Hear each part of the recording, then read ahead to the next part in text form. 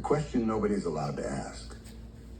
Every civilization is built upon assumptions so deeply embedded that they eventually become invisible. The most powerful assumptions are rarely the ones that are argued. They are the ones that no one thinks to question. History is filled with examples. For centuries, the Earth was assumed to occupy the center of the universe, not because every generation carefully re-examined the evidence, but because the assumption had become the lens through which all evidence was interpreted. The same was true of the divine right of kings, the permanence of slavery, and countless other ideas that later generations would regard as self-evidently flawed. Once a foundational assumption becomes embedded within a culture, it quietly dictates the boundaries of acceptable thought. Biblical interpretation is no exception. Modern scholarship vigorously debates who wrote the books of the Bible, when they were written, how they were edited, which traditions influenced them, and how faithfully they preserve historical memory. Entire academic disciplines have emerged around questions of authorship, textual criticism, archaeology, linguistics, and redaction. Yet beneath these debates lies an assumption so fundamental that it is almost never examined directly. When the opening chapters of Genesis introduce the Creator, readers are expected to assume that the being speaking there is, by definition, the highest conceivable source of reality. Everything else follows from that premise. If the Creator introduced in Genesis is the Most High, then the commandments derive their authority from that identity. The covenants become sacred. The laws become divine. The kings who rule under that authority become legitimate. The prophets become trustworthy because they speak for that being. The temple becomes holy because it belongs to that being. The entire biblical narrative inherits its coherence from a single, rarely articulated assumption established in its opening pages. But what if that assumption deserves investigation rather than inheritance? Notice what is being asked. This is not an argument that Genesis is false. It is not an argument against Judaism. It is not an argument against Christianity. It is a historical question about method. How do we know that the first divine voice introduced by a text must necessarily belong to the highest possible God? The answer may seem obvious, but obvious answers often conceal circular reasoning. We identify the Creator as the Most High because the text presents the Creator as the Most High. The text becomes its own evidence. Outside of biblical literature, historians are trained to recognize this pattern immediately. Political documents routinely present rulers as legitimate. Royal inscriptions celebrate victories while omitting defeats. Imperial propaganda speaks with absolute confidence because its purpose is not merely to record history, but to shape public perception.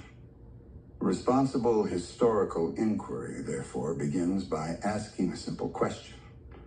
What assumptions does the document require its readers to accept before the evidence has been examined? Surprisingly, this question is seldom applied to the opening chapters of Genesis. Instead, the identity of the Creator is generally treated as settled before the investigation begins. This observation does not prove that the assumption is wrong, but it does suggest that the assumption exists. And identifying an assumption is the first responsibility of any serious investigation. Ancient history preserves an uncomfortable reminder that this question was once considered entirely legitimate. Several religious movements of late antiquity argued that the Creator described in Genesis should not automatically be identified with the highest source of reality. Whether those movements were correct is not the point. The important historical fact is that the question itself existed. It was debated, it divided communities, it generated rival interpretations of the same sacred texts. Over time, however, one answer became dominant, while the question itself gradually disappeared. The result is a remarkable paradox. Modern scholarship devotes enormous energy to asking who edited Genesis. When Genesis reached its present form, what sources contributed it to Genesis, and how Genesis should be translated. Yet comparatively little attention is given to the prior question that logically governs every other interpretation. How do we determine the identity of the being speaking in Genesis in the first place? Perhaps the traditional answer is correct. Perhaps it is not. But the question deserves to be asked before the answer is inherited. The history of ideas teaches that the greatest revolutions rarely begin by discovering new evidence. They begin by noticing an old assumption. Every investigation must begin somewhere. This one begins with the first name. Chapter 2. The architecture of belief civilizations are not built from stone. They are built from assumptions. Long before a society erects its temples, codifies its laws, mints its coins, or crowns its rulers, it first establishes an answer to a far more fundamental question. What is ultimately true? Every institution that follows becomes an expression of that answer. Law reflects it. Education transmits it. Religion sanctifies it. Government enforces it. Art celebrates it. Language quietly preserves it. The architecture of civilization is therefore invisible before it becomes visible. Cathedrals, constitutions, armies, universities, and economies are not the foundation of a culture. They are its outward expression. Beneath them lies a framework of inherited first principles that determines what a people considers sacred, rational, moral, and even possible. Most individuals never consciously choose those first principles. They inherit them. Children do not begin life asking whether justice exists. They are taught what justice means. They do not invent the concept of authority. They are introduced to it through parents, teachers, priests, and governments. By the time they are old enough to examine these ideas critically, the ideas have already shaped the categories through which they interpret the world. The deepest forms of influence, therefore, do not persuade. They precede persuasion. They establish the lens before anyone notices they are looking through one. This pattern is not unique to religion. It is visible throughout history. Ancient empires justified kings by appealing to divine appointment. Medieval monarchies claimed heavenly sanction for earthly rule. Revolutionary governments replaced kings with constitutions, then invested those constitutions with a nearly sacred authority. Modern political systems often present their own assumptions about freedom, equality, markets, or rights, as if they were self-evident truths rather than inherited philosophical commitments. The names change. The mechanism remains remarkably consistent. Every civilization organizes itself around a highest principle that defines every lower principle. Once accepted, that highest principle becomes extraordinarily difficult to examine because every question asked about reality has already been shaped by it. This creates what philosophers sometimes call a closed interpretive system. Within such a system, evidence rarely challenges the foundation because the foundation determines what qualifies as evidence in the first place. Consider a simple example. If a people assumes that kings rule by divine appointment, political success becomes evidence of divine favor. If they assume instead that governments derive legitimacy from the consent of the governed, the very same political success may be interpreted as oppression rather than righteousness. The observable facts remain unchanged.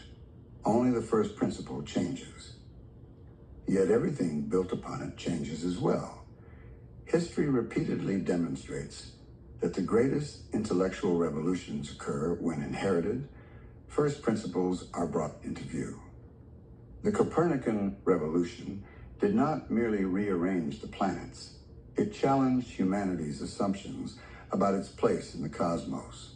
The Enlightenment did not simply produce new political theories, it questioned whether authority itself required sacred legitimacy. The scientific method did not invent observation. It questioned whether inherited explanations deserved exemption from examination. Progress did not begin when people discovered new answers. It began when they learned to question old assumptions. Religious traditions are not exempt from this process. Indeed, because they concern ultimate reality, they often depend more heavily than any other institution upon foundational premises that later generations receive rather than investigate. This is not a criticism of religion, it is an observation about human culture. Communities cannot survive if every generation must reconstruct every belief from the beginning. Inheritance is necessary. Tradition preserves wisdom that individuals could never acquire alone. Yet inheritance has a corresponding danger. An inherited truth and an inherited mistake are transmitted by exactly the same mechanism. Both are received before they are evaluated. Both become familiar long before they become conscious. Both acquire emotional weight through repetition, ritual, and identity. Consequently, familiarity should never be mistaken for verification. The oldest assumption in a civilization is not necessarily its strongest. It is simply its oldest. This principle brings us back to the opening pages of Genesis. Whatever conclusion one ultimately reaches about the identity of the Creator introduced there, one fact is beyond dispute: that identity functions as one of the foundational premises upon which much of the biblical worldview is constructed. If the identification is correct, the structure built upon it deserves careful attention. If it is incorrect, the consequences extend far beyond a single theological disagreement. Every command derives its authority from the one who commands. Every covenant derives its legitimacy from the one who establishes it. Every kingdom reflects the character of the one who authorizes it. Every definition of righteousness depends upon the one who defines it. For this reason, the question introduced in the previous chapter is not a peripheral curiosity. It is an architectural question. When an engineer investigates a skyscraper, he begins not with the windows, but with the foundation. Not because he assumes the foundation is flawed, but because every floor above it depends upon whether it is sound. The same discipline should apply to ideas. Before evaluating commandments, covenants, prophets, kings, temples, or messiahs, intellectual honesty requires that we understand the foundation upon which those concepts rest. Civilizations rise and fall according to the first principles they inherit. History's most consequential question is therefore rarely, what do people believe? It is, what belief made every other belief appear reasonable? That is the foundation this investigation now turns to examine. 3. The forgotten alternative history has a curious habit of allowing its victors to define what future generations consider ordinary. Ideas that prevail become orthodox. Ideas that lose become heresy. Centuries later, the surviving labels often carry an unintended delusion that one side represented the natural course of history while the other represented little more than an unfortunate deviation. Yet history is rarely so simple. The first centuries of the Common Era were not characterized by theological certainty. They were marked by extraordinary diversity. Jewish communities debated the meaning of covenant, purity, sacrifice, resurrection, and messianic expectation. Emerging Christian movements disagreed over the identity of Jesus, the authority of apostles, the role of the law, the interpretation of Israel's scriptures, and the nature of God himself. To read the surviving literature from this period is to enter a world of competing explanations rather than settled doctrine. Among the most controversial of these alternatives were the movements that later generations grouped together under the broad label Gnostic. The term itself deserves caution. Modern scholarship generally recognizes that Gnosticism does not describe a single religion with a unified theology. Rather, it encompasses a variety of movements that differed significantly from one another. Some shared common themes, but they did not always agree on cosmology, scripture, or salvation. Any serious investigation must therefore resist treating them as a monolith. Even so, one recurring theme appears across several important Gnostic texts.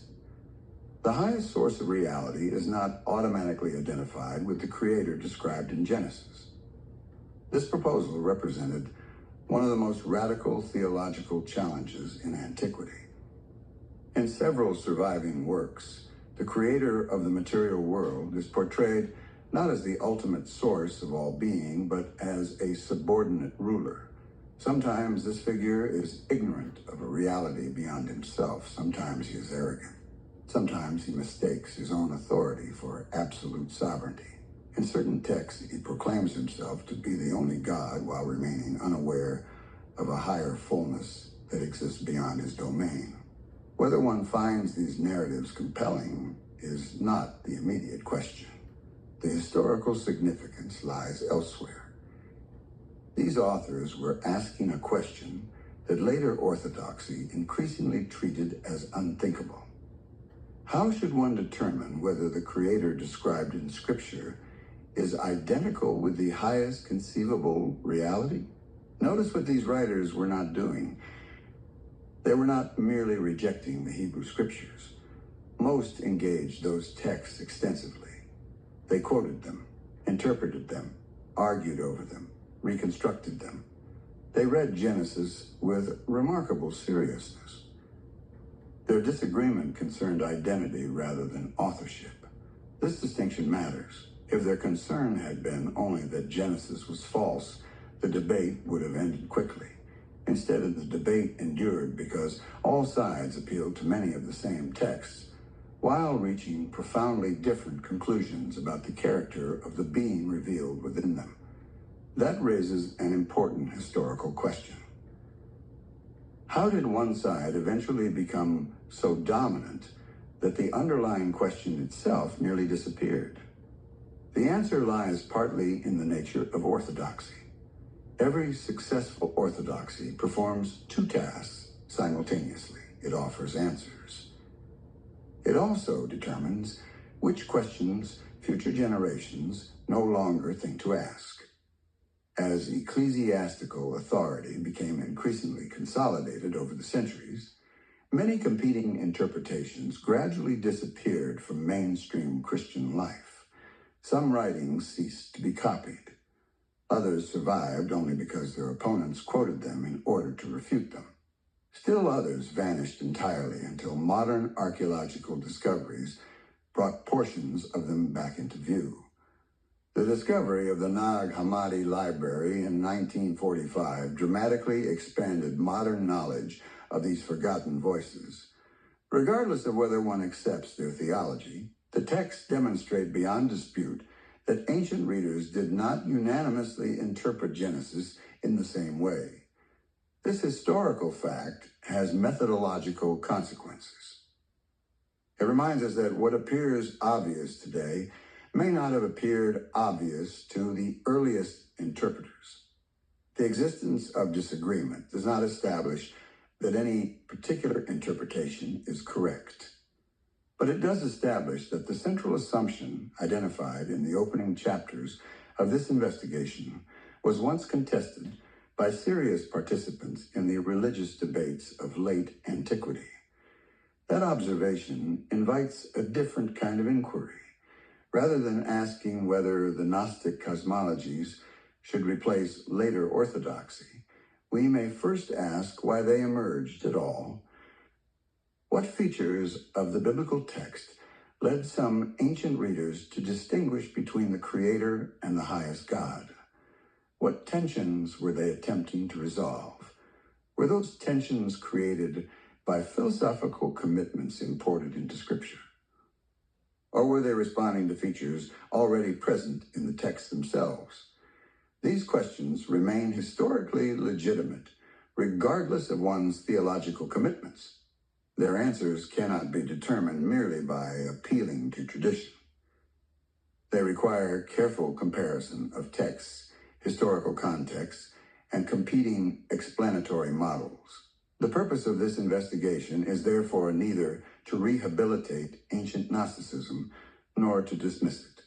Its purpose is more modest: to recognize that an alternative once existed, to understand why it existed, and to ask whether its central question deserves to be examined once again. Not because it was ancient, but because history suggests it was never as marginal as later generations were taught to believe. 4. Genesis.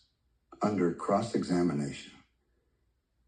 In every courtroom, there is a rule so fundamental that justice depends upon it. The identity of the accused cannot be established by the accused's own testimony alone. A claimant may declare himself to be a king, a prophet, or a god. The declaration itself is evidence that a claim has been made. It is not, by itself, evidence that the claim is true. Historians apply this principle instinctively. When an Egyptian pharaoh declares himself the son of the gods, historians do not begin by accepting the claim. They ask what evidence supports it. When a Roman emperor proclaims himself Divi Filius, the son of a divine ruler, they recognize the statement as part of the political and religious world in which it was written. The declaration becomes an object of investigation rather than its conclusion. Curiously, this discipline is not always applied with equal consistency to sacred literature. The opening chapters of Genesis introduce a creator who speaks with unquestioned authority. The narrative does not pause to defend that authority. It assumes it. For readers within the tradition, that assumption is entirely natural. Yet for the historian, it creates a methodological question that deserves careful attention. Should identity be established before character is examined? Or should character help us evaluate identity? These are not equivalent approaches. If identity is assumed first, every action that follows is interpreted through that assumption.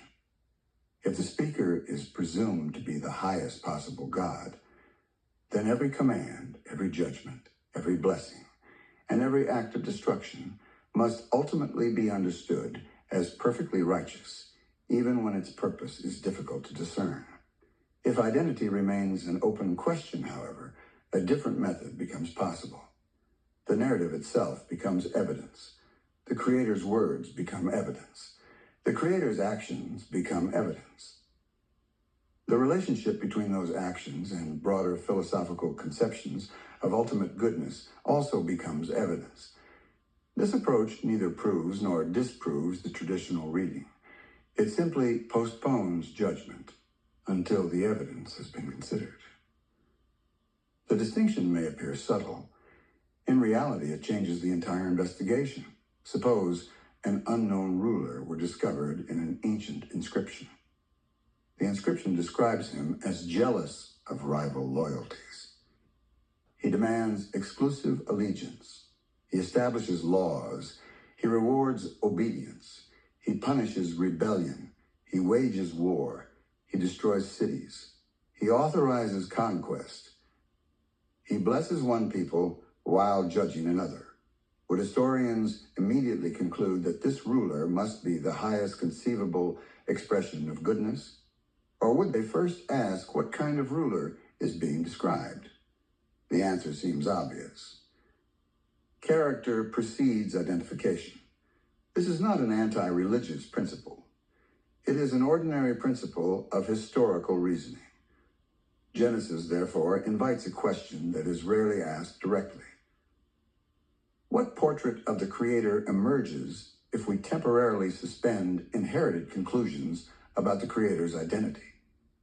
Notice the emphasis. Suspend. Not reject, not replace. Suspend. The purpose is not to empty the text of meaning.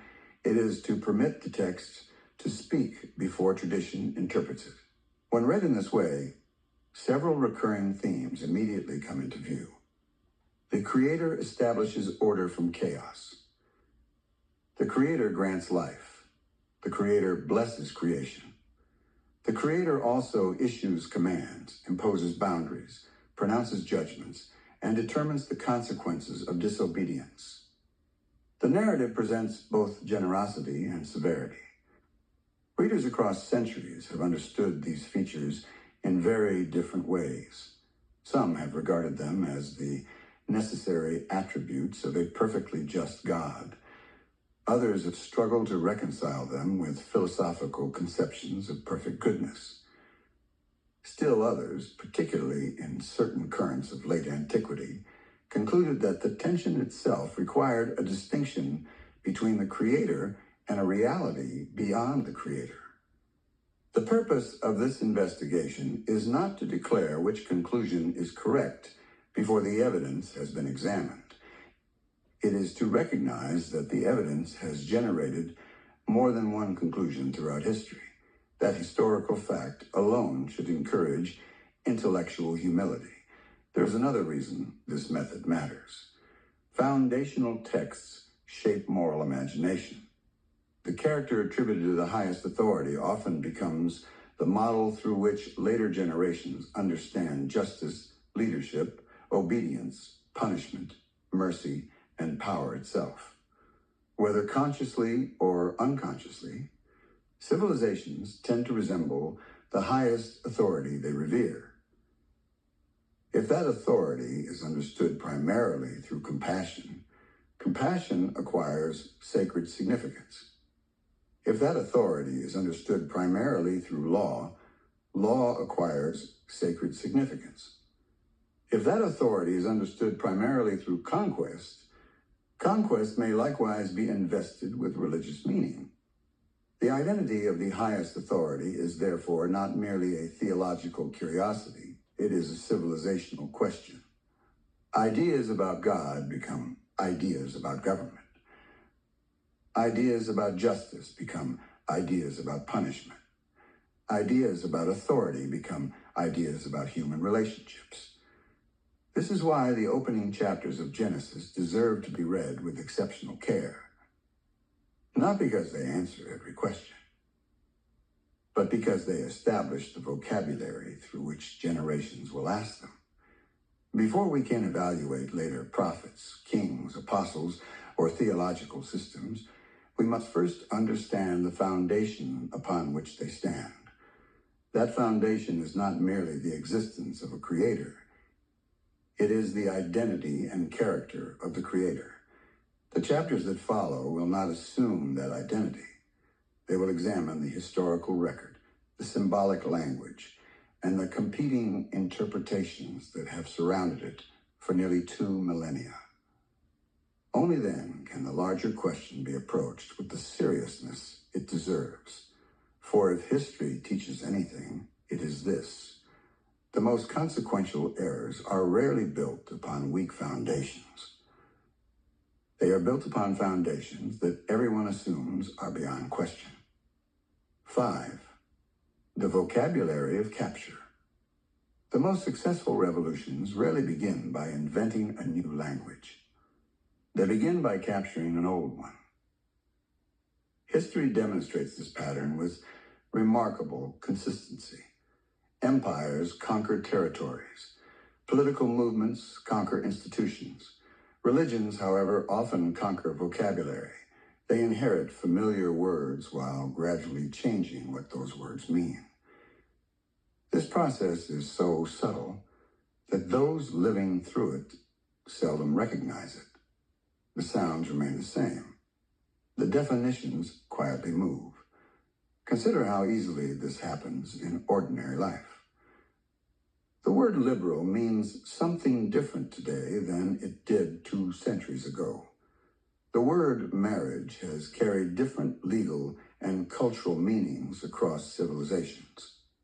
The word democracy has described political systems that would scarcely recognize one another. The vocabulary survived. The concepts evolved. No conspiracy is required. Language naturally changes because cultures change. Yet history also provides another possibility. Sometimes words do not merely evolve. Sometimes they are strategically appropriated. Victorious movements frequently retain familiar terminology precisely because familiar words encounter less resistance than unfamiliar ones. A population asked to abandon every sacred concept at once will usually resist. A population invited to keep its language while gradually redefining its meaning often scarcely notices the transition. This observation has occupied philosophers, linguists, political theorists, and historians for generations. Control over language is never merely grammatical, it is civilizational. To define words is to define reality. This principle is nowhere more consequential than in religion. Religious vocabulary does more than describe experience. It organizes consciousness. Words such as God, Lord, kingdom, peace, light, salvation, faith, truth, and righteousness do not function as ordinary nouns. They become organizing principles around which entire moral universes are constructed. Once these words acquire sacred authority, they begin shaping every other judgment. What counts as justice? Who possesses legitimate authority? What does obedience require? Who is saved? Who is condemned? Each answer depends not only upon the words themselves, but upon the meanings attached to them. This distinction deserves careful attention. The preservation of vocabulary does not guarantee the preservation of ideas. Indeed, history suggests precisely the opposite. The continuity of language often conceals the discontinuity of meaning. Suppose 2 civilizations both speak constantly of peace. One defines peace as the absence of violence through mutual flourishing. The other defines peace as the successful suppression of resistance by overwhelming authority. The vocabulary is identical. The civilizations are not. Likewise, 2 traditions may both speak of light. For one, light signifies wisdom, freedom, and awakening. For another, light signifies authority, revelation, and unquestioning certainty. Again, the word survives. Its psychological function changes. The same may be said of kingdom. To one community, a kingdom may represent service, justice, and voluntary allegiance. To another, it may represent hierarchy, conquest, and unquestioned rule. The sound remains unchanged. The architecture beneath it has shifted. This observation does not accuse any particular tradition of deception. It simply establishes a principle. Words are inherited more easily than meanings. Once this principle is recognized, a different way of reading historical texts becomes possible. Rather than asking only what words appear on the page, we may also ask, what work are those words performing? What emotional associations do they create? What vision of authority do they reinforce? What assumptions do they quietly normalize? These questions become especially important whenever civilizations undergo periods of profound religious transformation. New movements rarely begin with entirely new vocabularies. Instead, they often reinterpret older ones. The resulting continuity creates an illusion of permanence even as the underlying concepts change. The question before us, therefore, is not whether religious language changed. History demonstrates that it always has. The deeper question is whether some changes represent ordinary theological development, while others represent something more significant. Could an inherited vocabulary preserve continuity while simultaneously redirecting the object of devotion? Could the language remain familiar while the psychological destination changes? History does not permit us to dismiss such questions as impossible. Political history offers countless examples of institutions retaining ancient names long after their original functions have disappeared. The same principle may apply to sacred language. If so, then identifying continuity of vocabulary cannot by itself establish continuity of meaning. The words God, Lord, light, peace, kingdom, and salvation become historical questions rather than self-defining categories. Their significance depends upon the realities to which they point. This observation returns us to the central question of our investigation.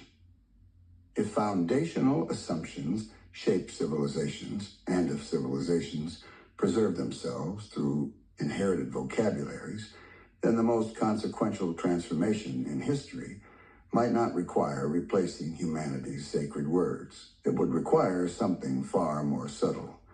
It would require preserving the vocabulary while quietly redefining its center. Whether such a transformation occurred is precisely the question this investigation seeks to examine.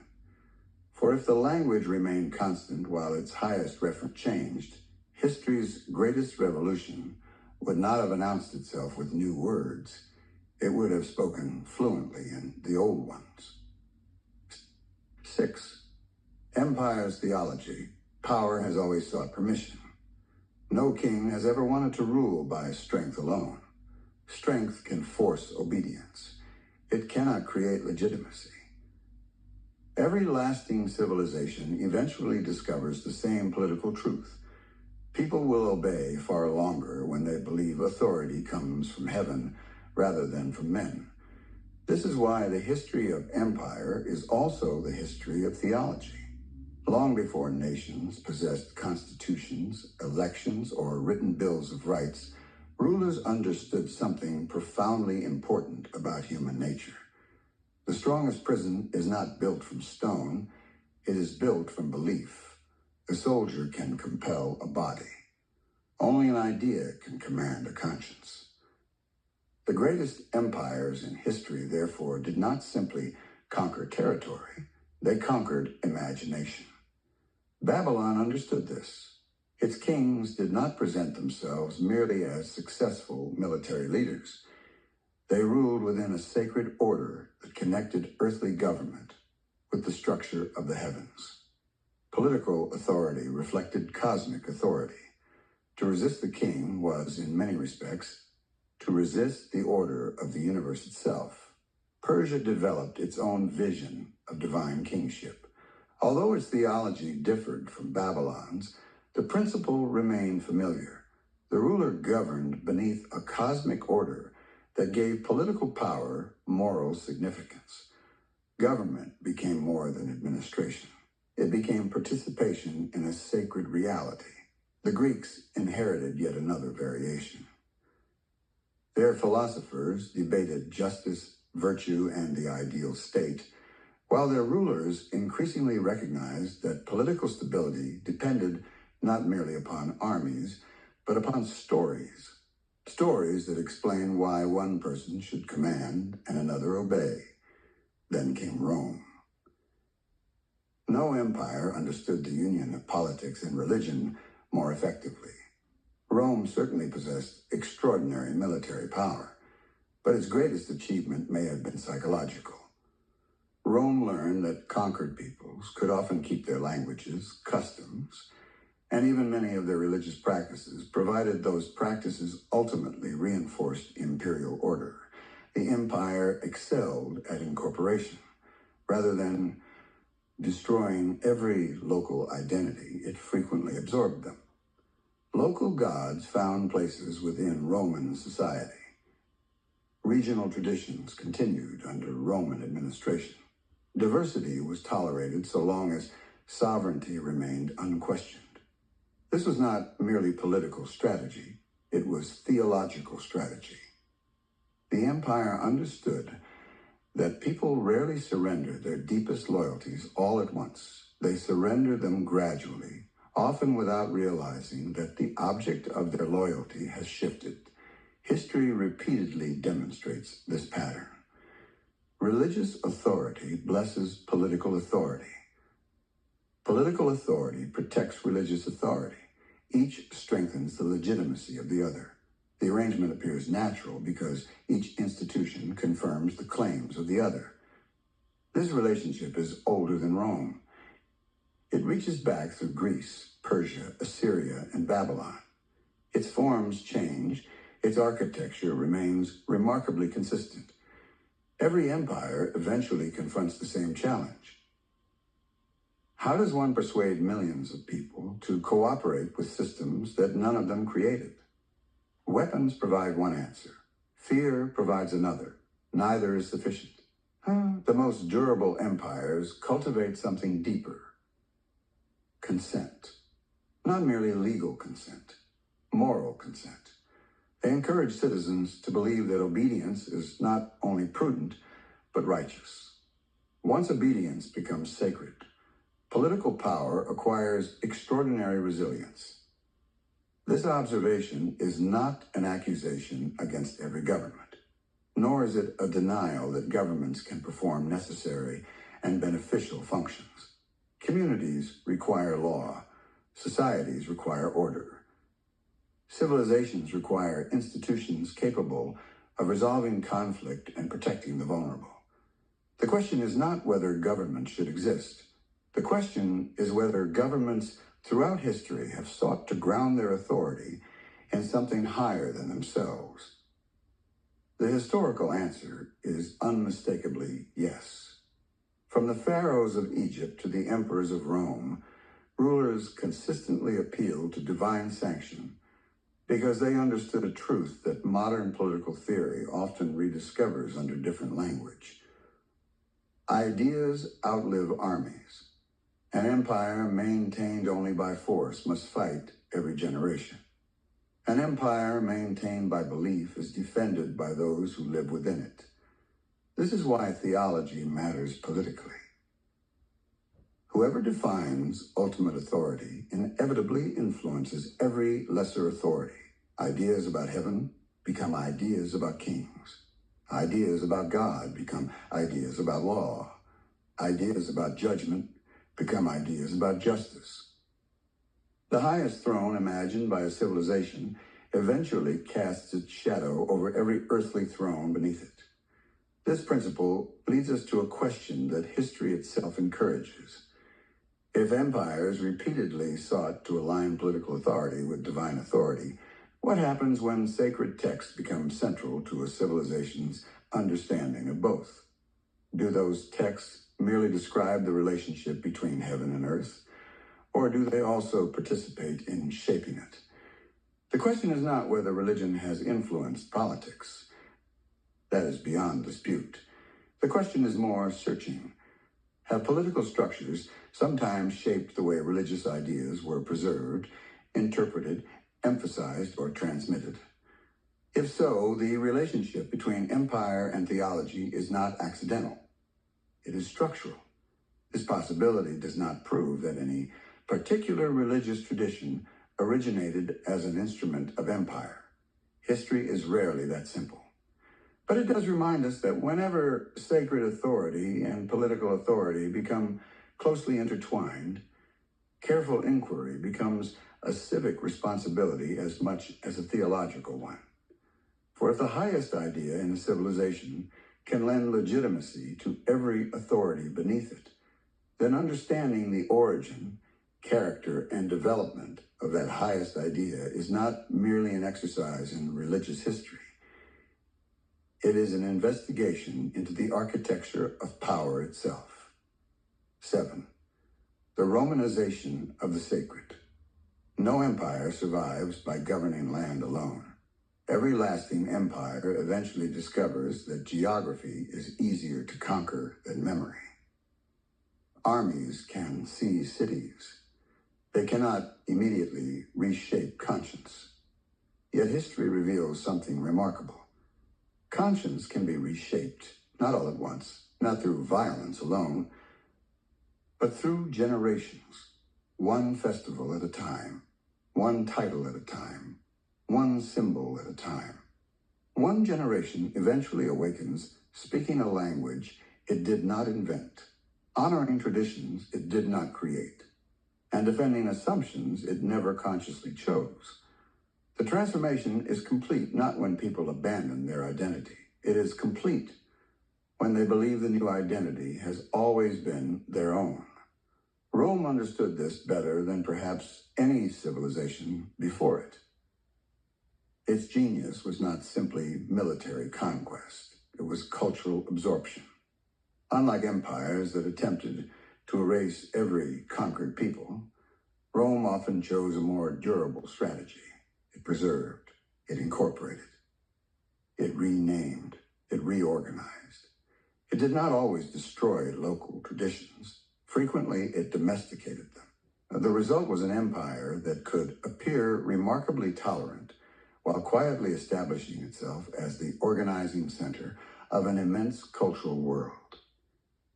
This strategy extended beyond politics. It reached into religion itself. Rome had little interest in whether every province worshipped exactly the same gods. It cared far more about whether those forms of worship ultimately existed within an imperial order. Religious diversity could coexist with political unity. Indeed, diversity often strengthened the empire because it allowed conquered peoples to recognize familiar symbols within an unfamiliar system. Continuity became the vehicle of transformation. This pattern deserves careful attention. Throughout history, successful cultural transitions have seldom required abolishing every existing belief. They have often succeeded by preserving familiar forms while gradually assigning them new relationships, new emphases, or new centers of authority. The vocabulary remains. The architecture changes. The building still appears familiar from the street. Only the foundation has been rebuilt. This is not unique to Rome. It is a recurring feature of civilizations. Languages retain ancient words long after their original meanings have shifted. Political offices preserve old titles while exercising new powers. Religious ceremonies continue under altered theological assumptions. The continuity reassures. The transformation proceeds almost unnoticed. When viewed from this perspective, the Roman world becomes historically fascinating. By the 1st century, Jewish communities were scattered throughout the empire. Greek had become a common language across much of the Eastern Mediterranean. Ideas, manuscripts, merchants, philosophers, soldiers, and religious movements traveled along the same roads. Never before had so many civilizations been drawn into such sustained conversation. It was an extraordinary moment of cultural exchange. It was also an extraordinary moment of cultural negotiation. Every expanding movement faced the same question. How can an ancient message survive within a new world? Some communities resisted accommodation, others embraced it. Many occupied positions somewhere between those extremes. The resulting history is neither simple nor uniform. Yet one observation is difficult to ignore. As Christianity developed within the Roman world, it increasingly spoke in a civilization already saturated with Roman political language, Roman legal concepts, Roman administrative structures, Roman urban life, and Roman expectations about authority. This does not prove that Christian theology was created by Rome. Historical development is rarely reducible to a single cause. It does, however, raise an important historical question. To what extent did the surrounding imperial culture influence the ways religious ideas were organized, expressed, transmitted, and ultimately institutionalized? This question is no longer controversial. Historians routinely examine how religious traditions adapt to the cultures through which they spread. Languages shape theology. Politics shapes institutions. Philosophy shapes interpretation. No tradition develops in a historical vacuum. The more difficult question is not whether interaction occurred. It is whether some interactions transform more than expression. Did they also transform emphasis? Did they reshape authority? Did they alter the psychological center of a tradition while preserving much of its inherited vocabulary? These questions deserve careful investigation precisely because they concern continuity rather than rupture. History often expects revolutions to announce themselves with destruction. Yet the most enduring transformations are frequently conservative in appearance. They preserve enough of the old world to make the new world feel inevitable. Perhaps this explains why the deepest changes in civilization are so difficult to recognize. We naturally notice broken statues. We seldom notice inherited assumptions. We remember burned libraries. We rarely remember the books that continued to be copied while their interpretive framework quietly changed. The preservation of a text does not necessarily preserve the meaning attached to it. The survival of a symbol does not necessarily preserve the world that first gave it life. This realization returns us to the central concern of our investigation.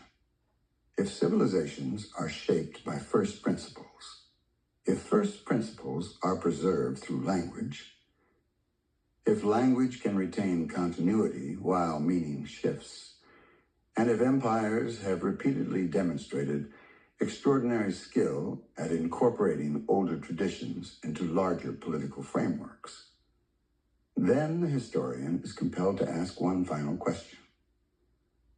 When sacred traditions survive the rise of empire, what exactly survives? The words, the institutions, the rituals, or the original center around which they once revolved? History has taught us not to assume that these are always the same. Sometimes the most profound transformation leaves every familiar stone standing exactly where it was. Only the throne has changed. 8. The empire that survived its own collapse. Empires are supposed to die. That is the lesson history teaches us from childhood. Egypt rose, Egypt fell, Assyria rose, Assyria fell, Babylon rose, Babylon fell, Persia rose, Persia fell, Greece rose, Greece fell, Rome rose. Rome never really left. This is one of the great paradoxes of civilization. The Western Roman Empire officially collapsed in the 5th century. Emperors disappeared. Provinces fractured. Legions dissolved. Cities declined. The political machinery that had once governed millions of people ceased to function as it had before. On paper, Rome was gone. Yet somehow Rome continued. Its language remained the language of scholarship, diplomacy, and law for centuries. Its legal principles became the foundation of courts across Europe. Its roads continued to carry commerce long after the soldiers who built them had vanished. Its cities remained centers of culture. Its administrative habits survived in kingdoms that no longer called themselves Roman. Its understanding of authority continued shaping governments that had never seen a Roman legion. Even its calendar still organizes our lives. We continue to count the years, divide the months, and name many of the days according to systems inherited from the ancient world. How is this possible? How does an empire survive after its government disappears?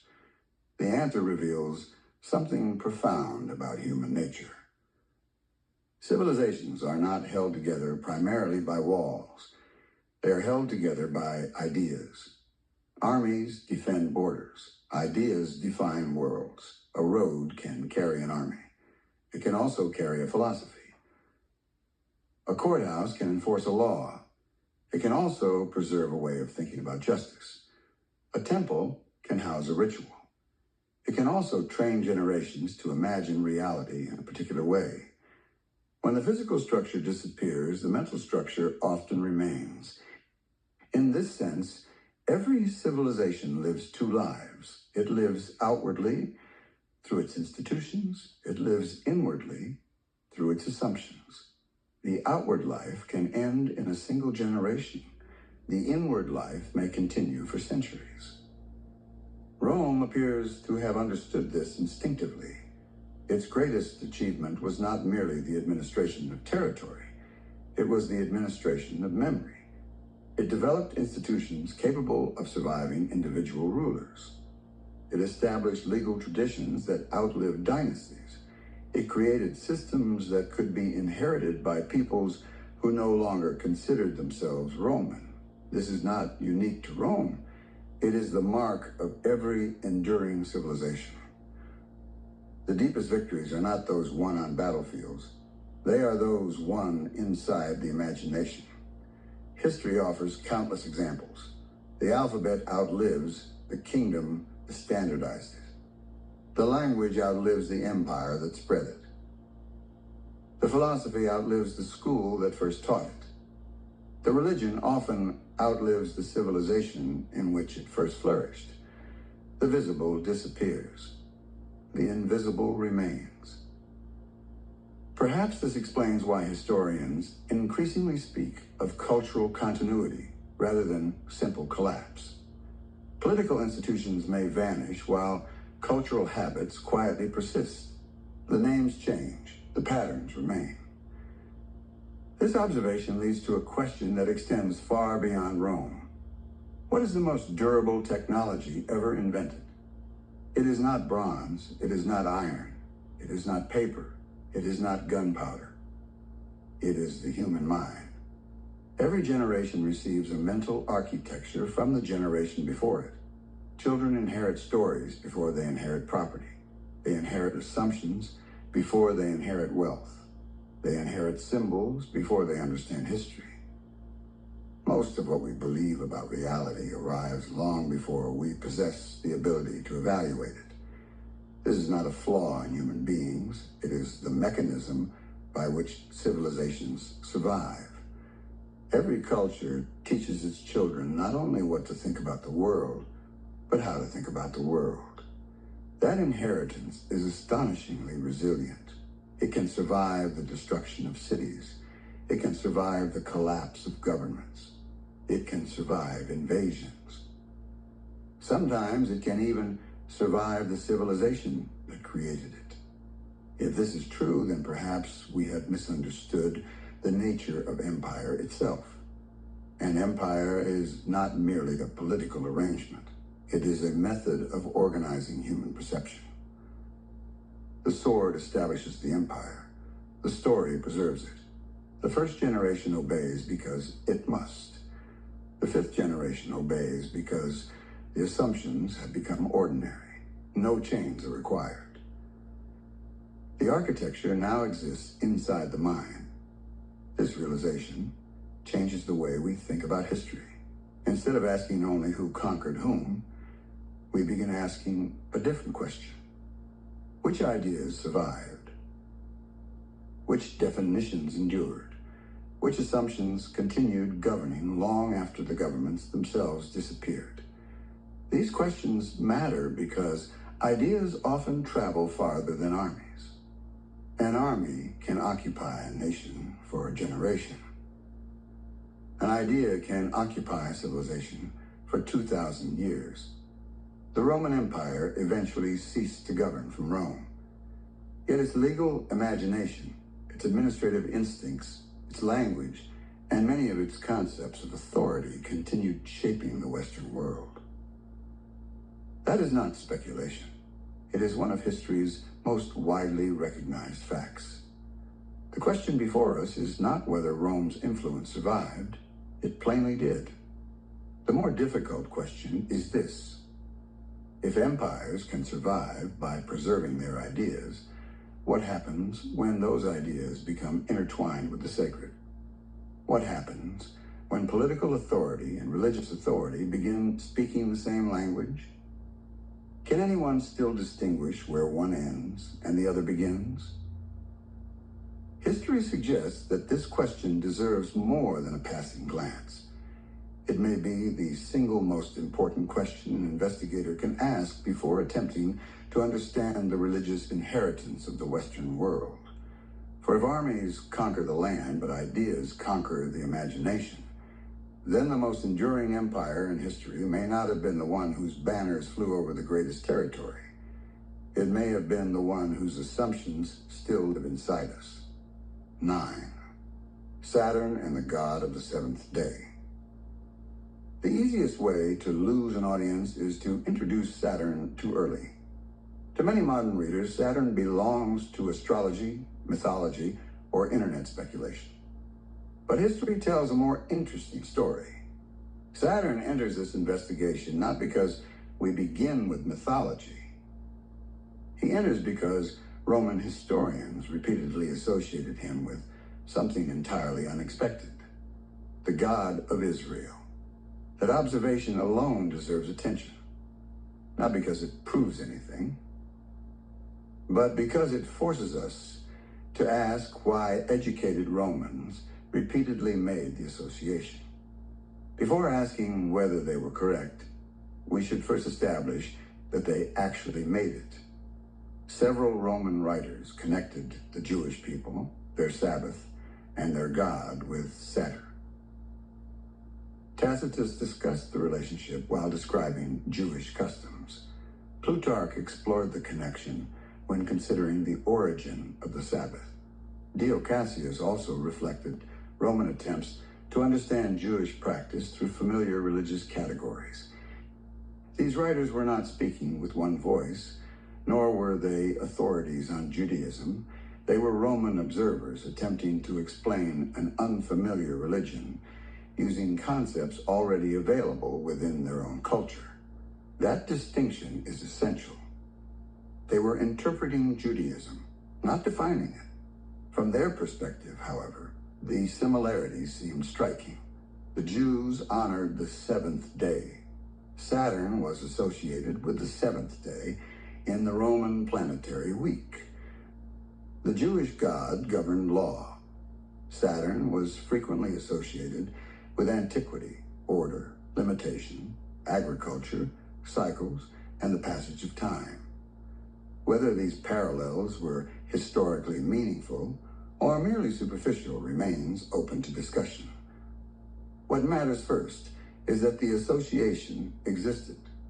Modern readers often assume that linking the God of Israel with Saturn is a recent invention. It is not. The connection appears in the ancient historical record itself. That does not make it true. It makes it historically significant. Here, the investigation must proceed carefully. One mistake often made by both critics and defenders of religion is to collapse every layer of evidence into one conclusion. History rarely works that way. The first layer consists of documented observation. Romans associated the Jewish Sabbath with Saturn. This is historical evidence. The second layer consists of interpretation. Why did they make the association? Some scholars argue that it arose simply because both involved the seventh day. Others suggest that Roman observers saw broader similarities involving age, law, discipline, and sacred time.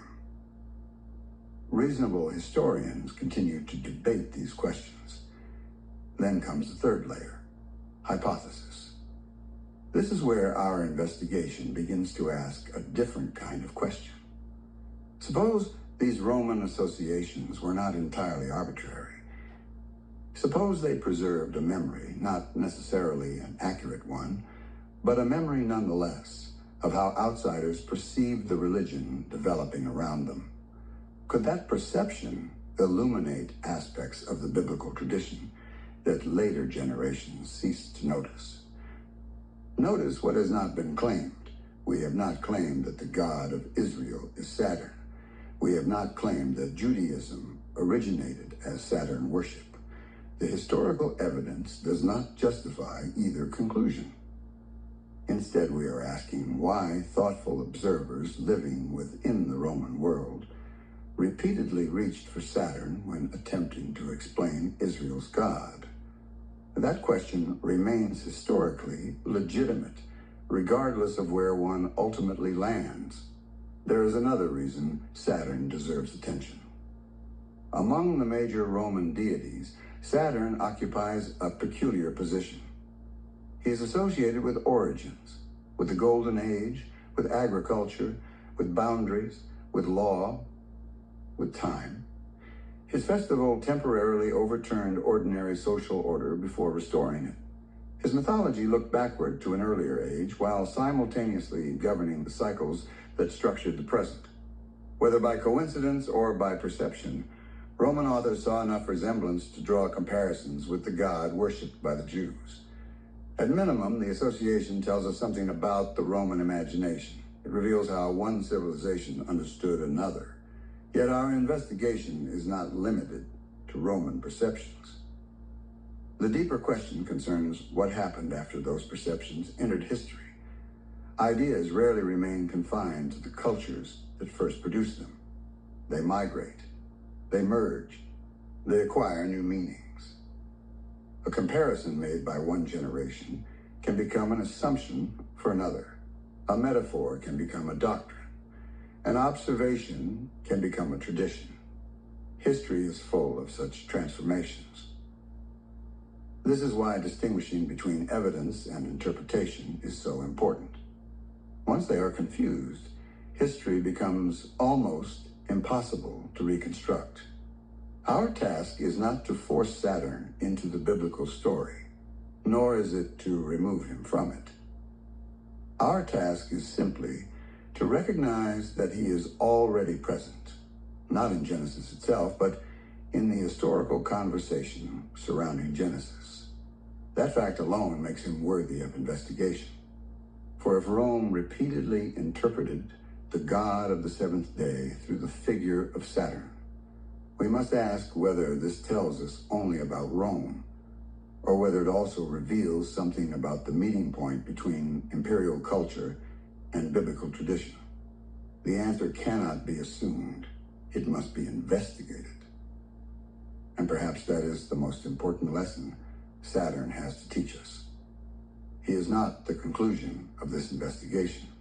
He is a clue, one historical clue among many, a thread that, when followed carefully, leads us away from mythology and toward a far more interesting question. How do civilizations learn to recognize one another's gods? And what happens when those recognitions begin shaping the religious imagination of the world that follows? 10. The lion's throne. Before a civilization chooses its laws, it chooses its symbols. Long before children can read constitutions or sacred texts, they recognize crowns, swords, flags, animals, and thrones. Symbols teach long before words explain. Perhaps this is why every civilization eventually develops an animal that embodies its highest understanding of power. Egypt had its falcons. Persia celebrated powerful beasts. Rome carried the eagle. China revered the dragon. Across the ancient Near East, kings hunted lions to demonstrate that they ruled above every other predator. Again and again, civilizations return to the same creatures, not the gentle, the dangerous, not the meek, the dominant. Why? Because predators communicate something instantly that language often cannot. They command, they conquer, they inspire fear. They occupy the top of the food chain. They are nature's rulers. For thousands of years, human beings have instinctively projected political authority onto the animals that appear to possess unquestioned dominion. The lion became king not because lions vote. The lion became king because power recognizes itself in strength. This symbolism appears almost everywhere. Kings sat upon lion thrones. Palaces displayed lions at their gates. Empires carved lions into walls, coins, banners, and ornaments. To rule was not merely to govern. It was to become the apex, The symbolism proved remarkably durable. Even today, nations continue to adorn themselves with eagles, lions, dragons, bears, and other powerful creatures. The language of government still borrows from the language of predation. We speak of hawks and doves, of political lions, of wolves, of eagles. The imagery remains alive because it speaks directly to something ancient within the human imagination. This observation raises an uncomfortable question. What does humanity instinctively admire, strength or goodness? The two are not always identical. History repeatedly demonstrates that civilizations often confuse power with virtue. The ability to conquer becomes evidence of legitimacy. Victory becomes proof of righteousness. The throne itself appears to sanctify the one who occupies it. This assumption deserves closer examination. Predators survive through domination. They kill to live. Their authority exists because weaker creatures cannot resist them.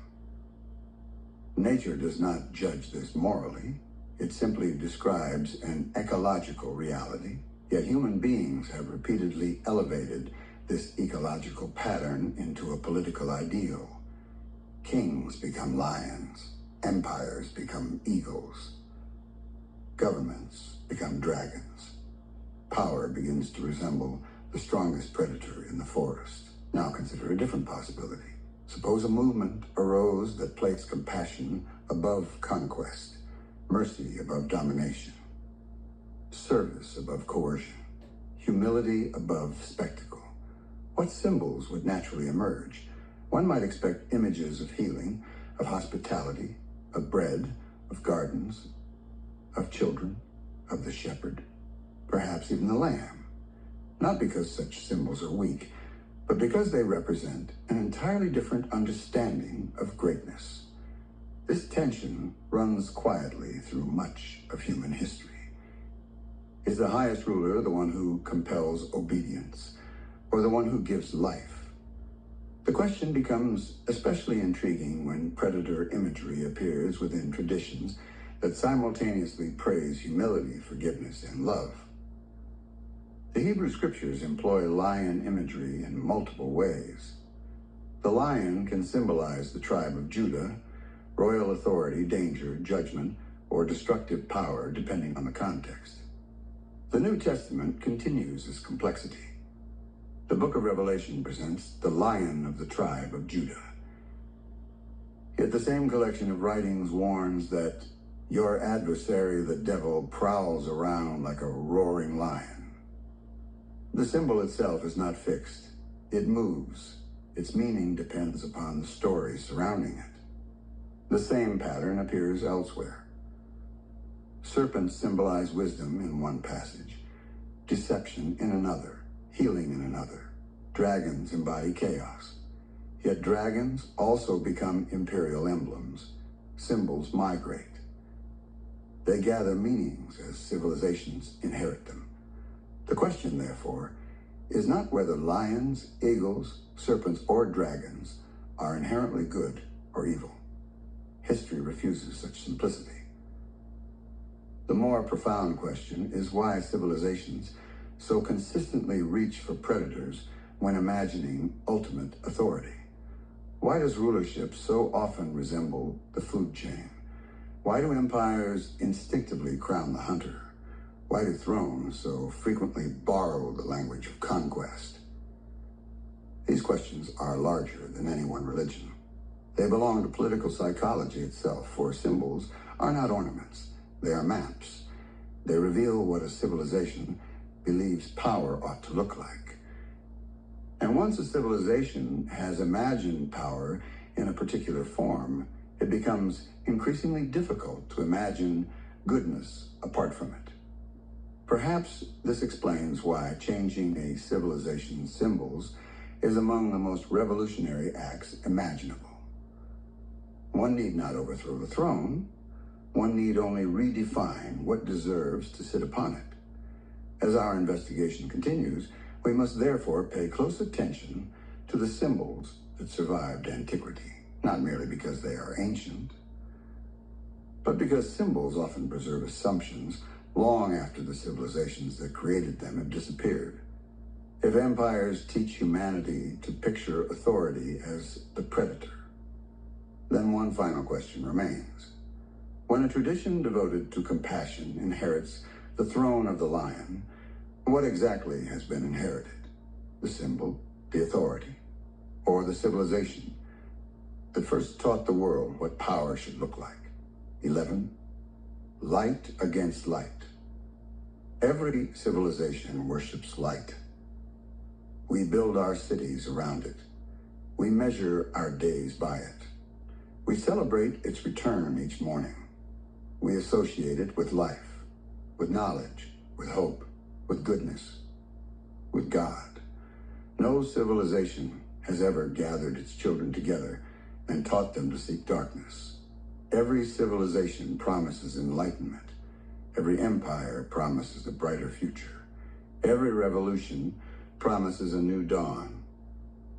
Every religion speaks of illumination, which should force us to ask a question so obvious that history has almost forgotten to ask it. What if light itself is not the point? What if the question has never been whether humanity should seek light, but which light deserves to be followed? The question is older than Christianity, older than Rome, older than the Bible itself. Throughout the ancient world, light symbolized order emerging from chaos, knowledge overcoming ignorance, and life triumphing over death. It was the most universal religious language humanity possessed. Yet symbols become powerful precisely because everyone agrees they are good. No tyrant announces himself as darkness. No false prophet claims to deceive. No empire promises ignorance. Every rival claims to possess the true light. This observation changes everything. The struggle is no longer between light and darkness. It becomes a struggle between one light and another. The Hebrew scriptures already hint at this tension. Isaiah repeatedly contrasts genuine righteousness with appearances that merely imitate it. The prophet warns against confusing moral reality with outward confidence, and against calling good evil or evil good. The issue is not simply behavior, but discernment. Human beings are capable of mistaking one thing for another while believing themselves completely justified. The danger is not only wickedness, the danger is certainty. By the time we reach the New Testament, the question has become even sharper. The Gospel of John opens with one of the most memorable images in religious literature. The light shines in the darkness. Here light is presented not merely as physical illumination, but as truth breaking into human history. Yet John also portrays profound disagreement over what that light is and who recognizes it. The conflict is not between those who love light and those who love darkness in any simplistic sense. It is between competing understandings of divine reality. Then we arrive at Paul. Few passages in early Christian literature are as unsettling as his warning in the second letter to the Corinthians. Satan disguises himself as an angel of light. Notice what Paul does not say. He does not describe deception appearing as obvious darkness. He describes deception appearing as illumination. The implication is extraordinary. The greatest danger is not evil that announces itself honestly. The greatest danger is evil that successfully resembles goodness. The false appears true. The counterfeit resembles the genuine.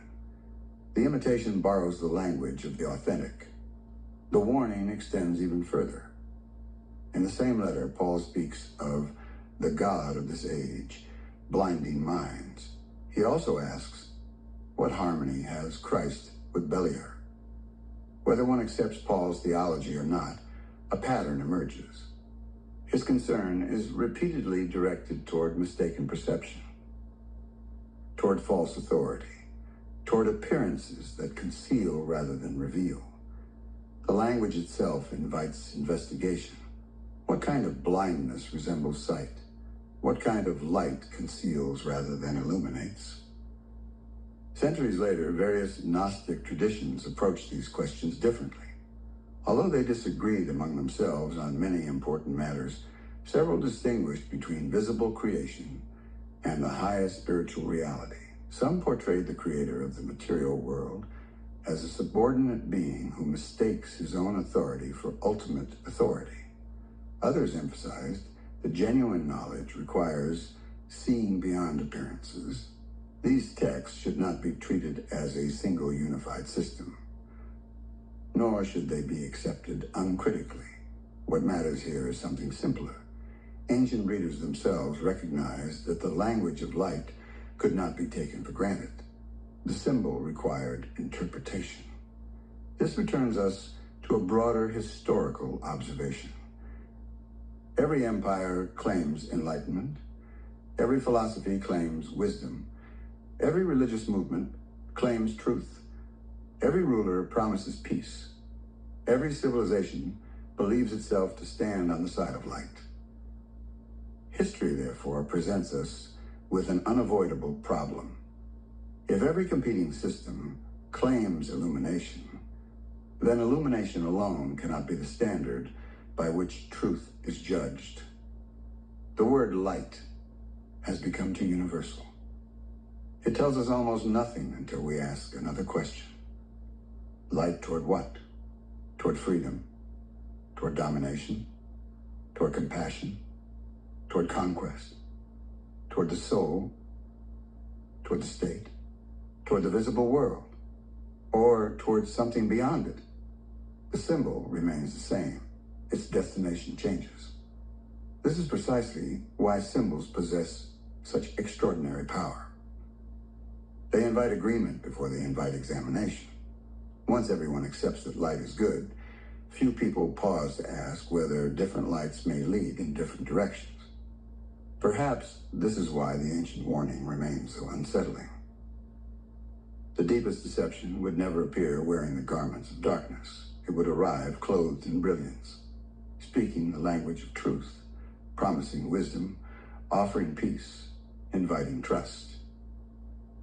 History suggests that humanity has always been vulnerable to such claims, not because people desire deception, but because they naturally desire light.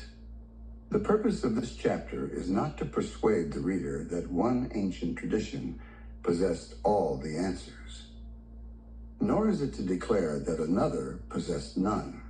Its purpose is more modest, to recover a question that history itself has preserved, a question asked by prophets, by apostles, by philosophers, by mystics, and by ordinary men and women attempting to distinguish appearance from reality.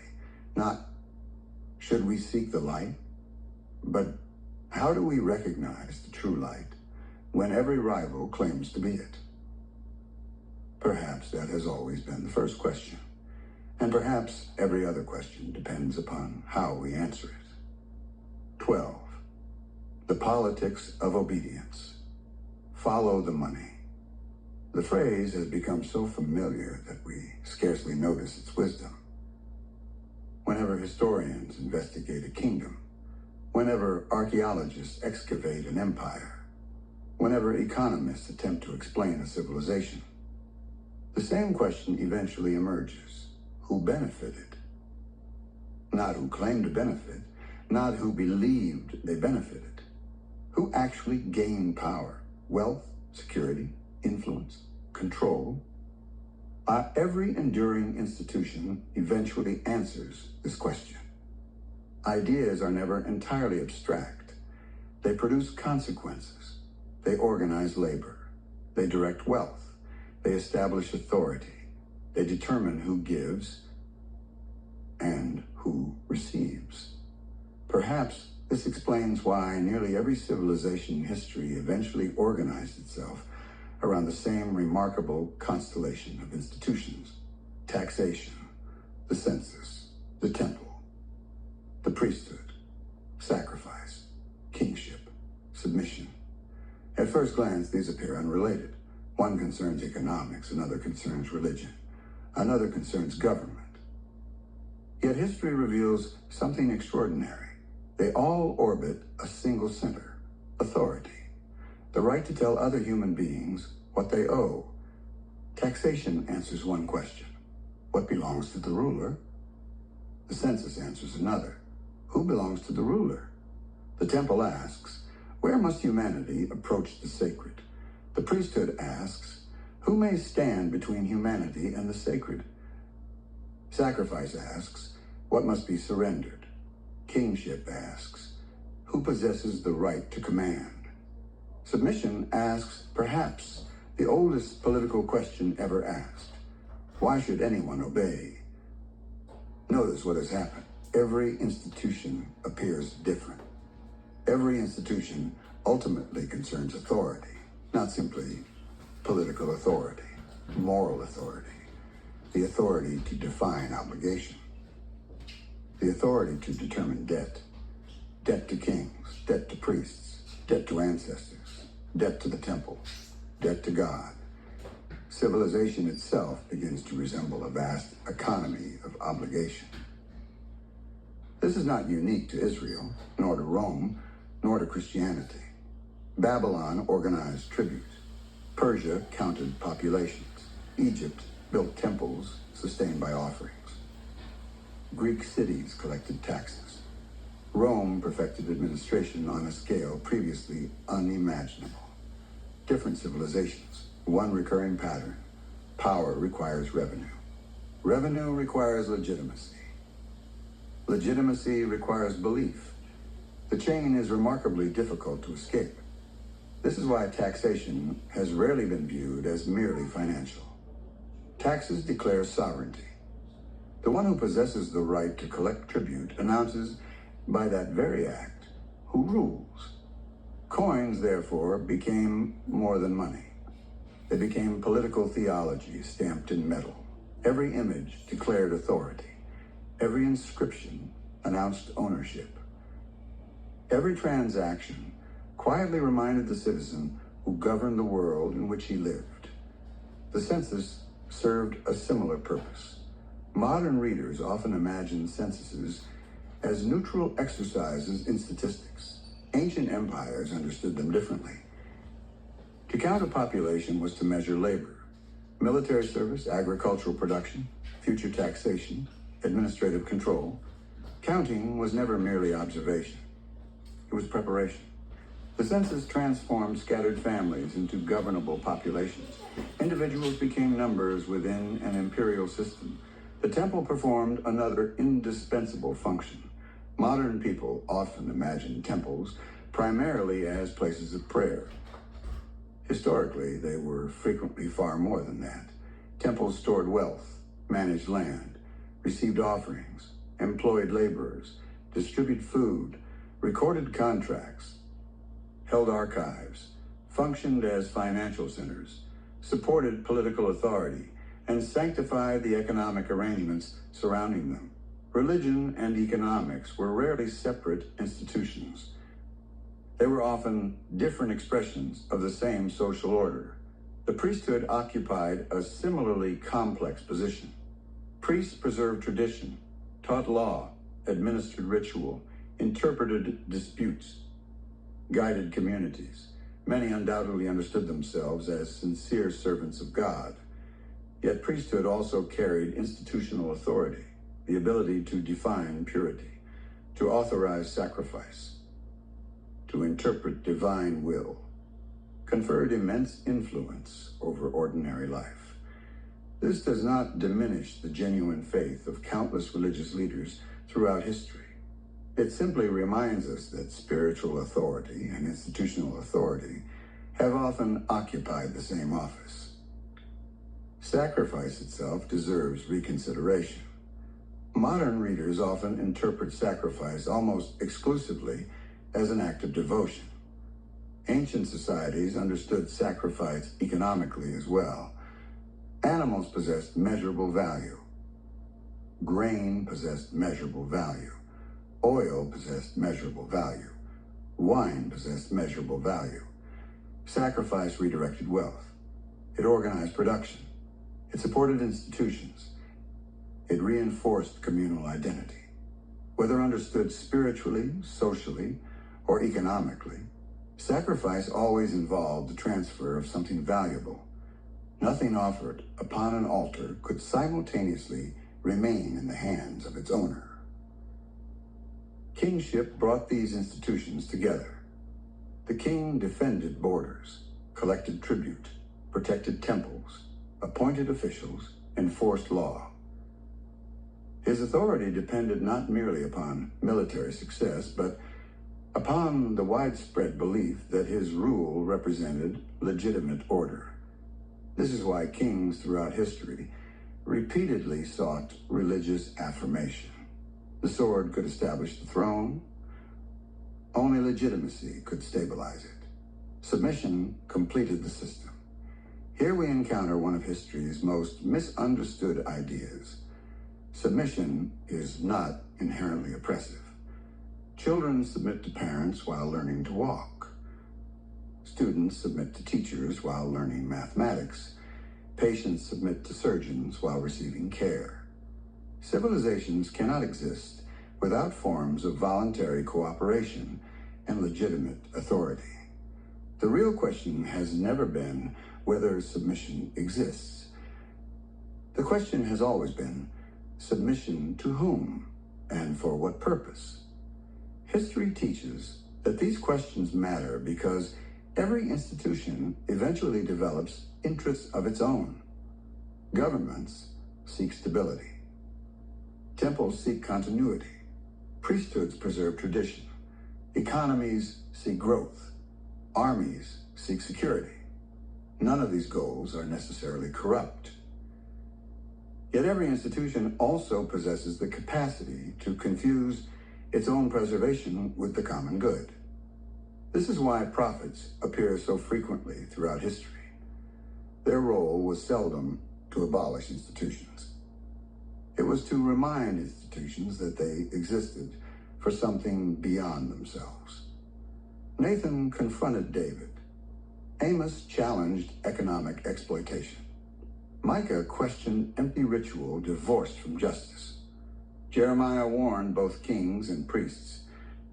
The prophetic tradition consistently redirected attention toward a question that institutions naturally forget. Not what strengthens the system, but what serves truth. Perhaps this is why our investigation has repeatedly returned to first principles. If every civilization organizes itself around authority, if authority organizes itself through institutions, if institutions inevitably acquire economic interests, then every serious student of history must eventually ask the same uncomfortable question.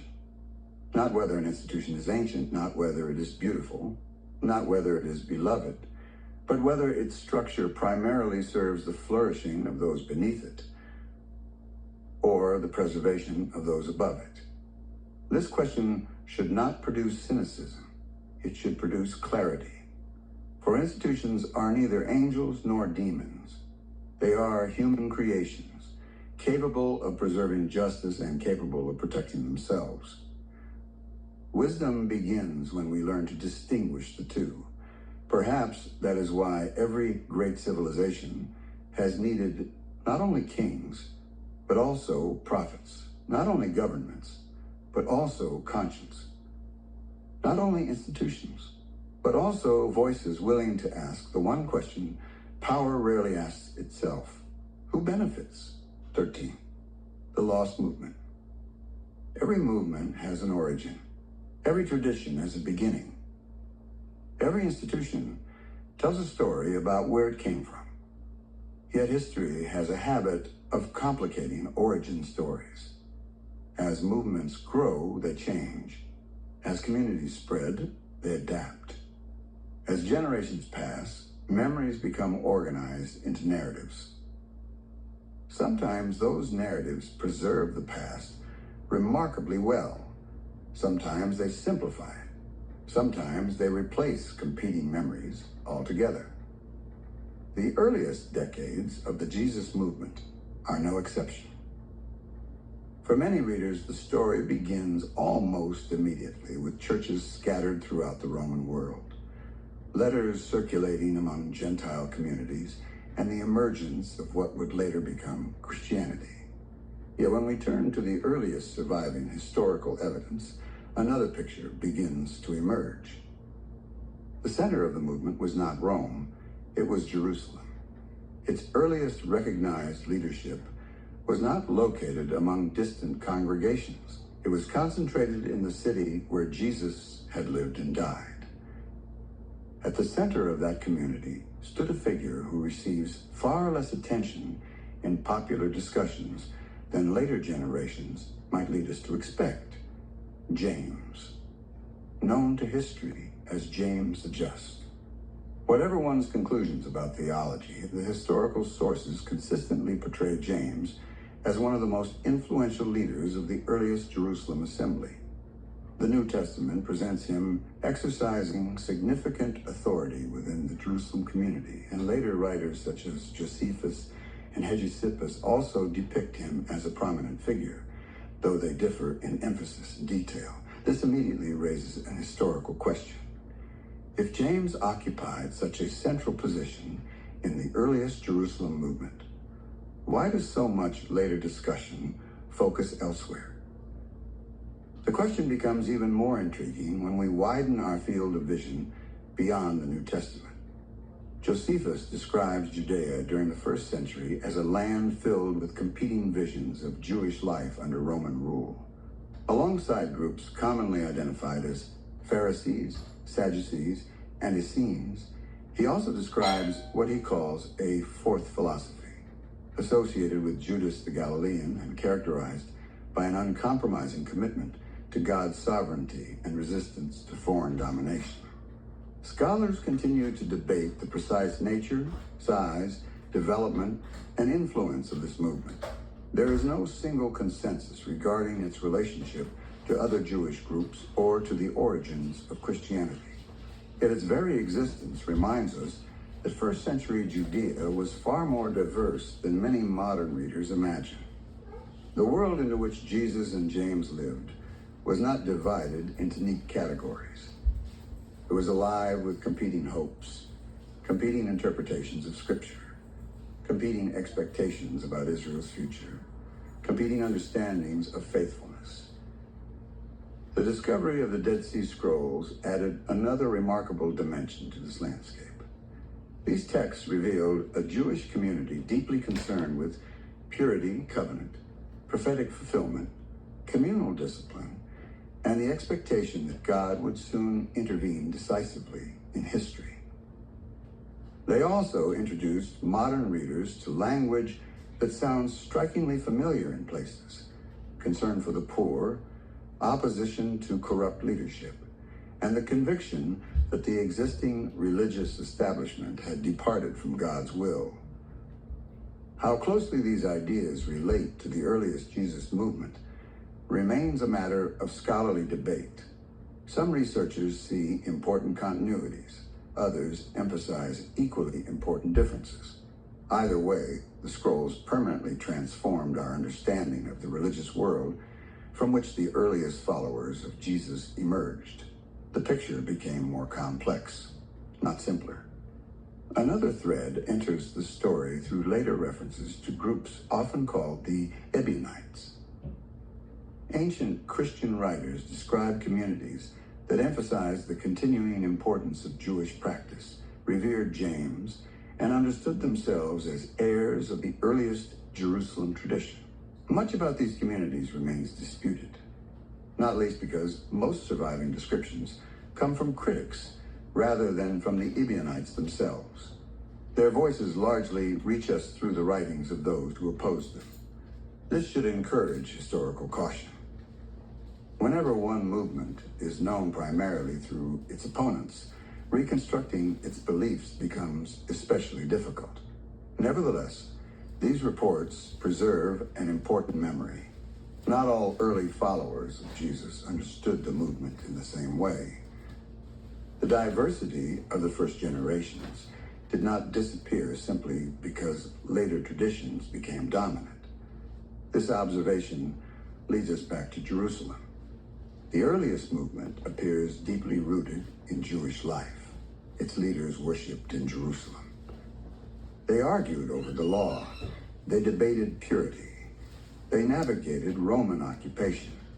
They wrestled with questions of covenant, justice, and Israel's future. Their world was unmistakably first-century Judea. Recognizing this historical setting changes the kinds of questions we ask. Instead of beginning with the later theological systems and reading backward, we begin with the earliest communities and ask how later traditions developed from them. That shift in perspective is significant. It reminds us that history moves forward, not backward. The Jerusalem Assembly was not trying to become something called Christianity. It was attempting to live faithfully within the world it inhabited. Only later would subsequent generations organize those events into broader religious traditions. This is the point at which my own research begins to ask additional questions. Could some of the earliest streams of the movement have remained closer to the Jerusalem community than later narratives suggest? How should we understand the relationship between James, the Jerusalem Assembly, the wider landscape of first-century Judaism, and movements described by Josephus and reflected in the Dead Sea Scrolls? What memories were preserved, which faded, which were transformed? These questions move beyond settled historical conclusions and into the realm of interpretation. The chapters that follow explore one possible explanatory model. Whether that model ultimately persuades the reader is a judgment each person must make for themselves. But the historical question remains: if the earliest movement was centered in Jerusalem, if James stood at its heart, if first-century Judea contained multiple competing visions of faithfulness, then perhaps the origins of Christianity are more historically intricate than the familiar story alone suggests. Sometimes history is not lost because it disappeared. Sometimes it is lost because another story became better known.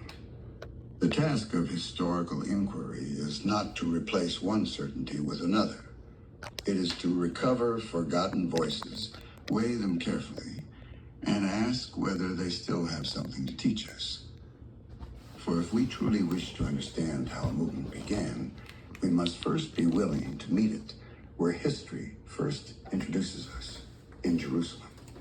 Not at the end of the story, but at its beginning. 14. The war over symbols. Wars are not fought only with swords, nor only with laws, nor only with armies. Some of the most consequential wars in history have been fought over something far less visible: meaning. Civilizations rise and fall. Empires appear and disappear. Languages evolve, yet words often survive the worlds that created them. The symbols remain. The meanings change. This is one of history's quietest revolutions. A word can remain unchanged for centuries, while its meaning slowly drifts beneath it. Few people notice. Most inherit the newer meaning as though it had always been there. Language rarely changes in a single generation. It migrates patiently, almost invisibly, like a river altering its course 1 inch at a time. No single moment announces the transformation. One generation emphasizes different nuance.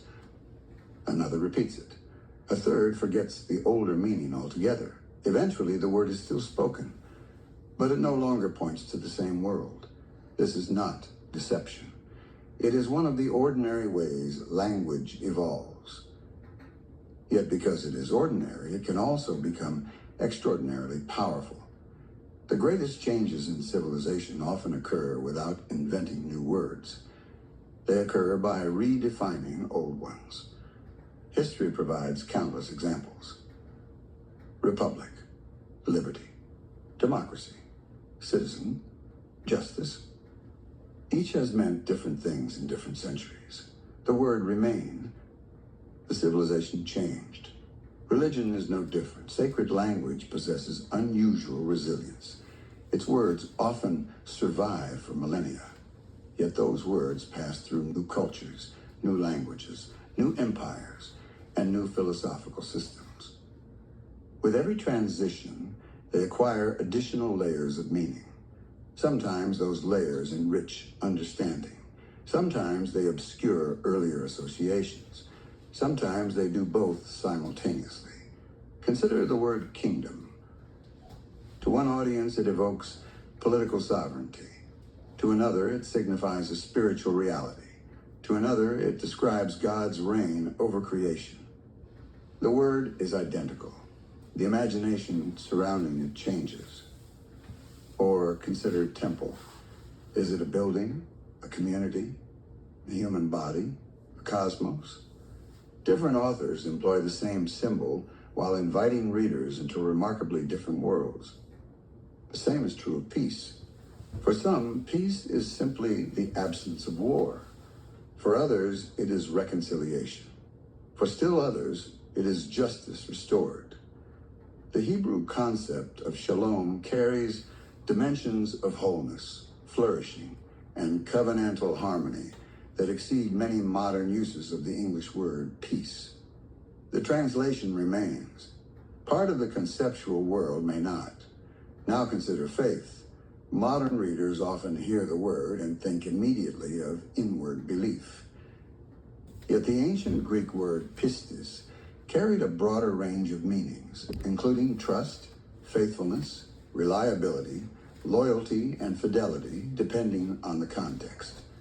One English word cannot always carry every shade of meaning. Something is inevitably gained. Something is inevitably lost. The same pattern appears with Lord. In different settings, it could function as a respectful title, a designation of authority, a political honorific, or a term used in reference to God. Readers naturally bring assumptions to the word. Ancient audiences did the same. Meaning was never entirely automatic. It depended upon context. Then we arrive at perhaps the most historically consequential titles of all. Messiah. Christ. The Hebrew Mashiach means anointed one. The Greek Christos is its standard translation. Yet words do not travel empty. As they move between languages and cultures, they enter new intellectual landscapes. They encounter new expectations, new philosophical vocabulary, new political realities, new theological debates. Translation is never merely the exchange of letters. It is the meeting of civilizations. The word remains, its associations expand. This is why historians pay close attention to language. They know that words carry memory. A single term can preserve traces of older worlds long after those worlds have disappeared. At other times, familiar vocabulary becomes attached to entirely new ideas. Language remembers. Language also forgets. The history of religion is filled with examples of both. None of this should surprise us. Symbols have always migrated. Ideas have always migrated. Empires spread more than armies. They spread vocabulary. Trade routes carry more than merchandise. They carry metaphors. Conquests move more than borders. They move imaginations. The battlefield is rarely confined to geography. It extends into language itself. This observation has profound consequences for historical inquiry.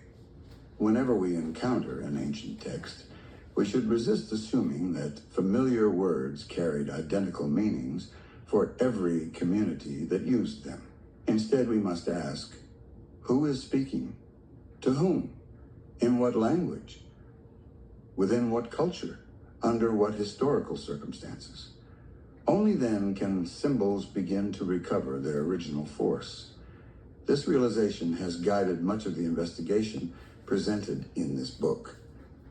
Rather than assuming that words such as Messiah, Christ, Lord, kingdom, temple, faith, and peace possessed fixed meanings from the beginning, I have asked whether some of these symbols underwent significant shifts as they passed through different communities and historical settings. That question lies at the heart of my interpretive model. It is not a settled conclusion. It is an invitation to examine how language itself participates in history. For perhaps the most enduring victories are not won when one army conquers another. Perhaps they occur when one vocabulary quietly replaces another, when familiar words begin pointing toward unfamiliar realities, when inherited symbols acquire new centers of gravity, when memory itself is rewritten without changing the alphabet. If this is true, then history is not merely preserved in books, it is preserved in language. Every generation inherits words from its ancestors. Few inherit their meanings unchanged. Perhaps this is why every civilization fights so fiercely over names, not because words are trivial, but because words become worlds, change the symbol, and eventually you change the civilization that lives inside it. Perhaps language has always been the oldest battlefield, and perhaps the deepest revolutions are those in which no one notices the battle until long after it has been won. 15. The missing thread. Every investigation reaches a point where collecting more evidence is no longer the primary task. The question changes. No longer, what else can we find? Instead, what explanation makes the greatest sense of everything we have already found? Detectives understand this instinctively. A fingerprint by itself proves very little. So does a footprint, or a receipt, or a witness, or a photograph. Each may be entirely genuine. Each may also be entirely misleading when viewed in isolation. The work of investigation begins when seemingly unrelated facts begin arranging themselves into a coherent pattern. The goal is not merely to possess evidence. The goal is to discover the explanation that best accounts for it. History demands the same discipline. Individual facts are rarely controversial. Arguments arise over how those facts fit together. One historian emphasizes economics, another politics, another theology, another sociology. Each begins with many of the same pieces. They differ over the picture those pieces ultimately form.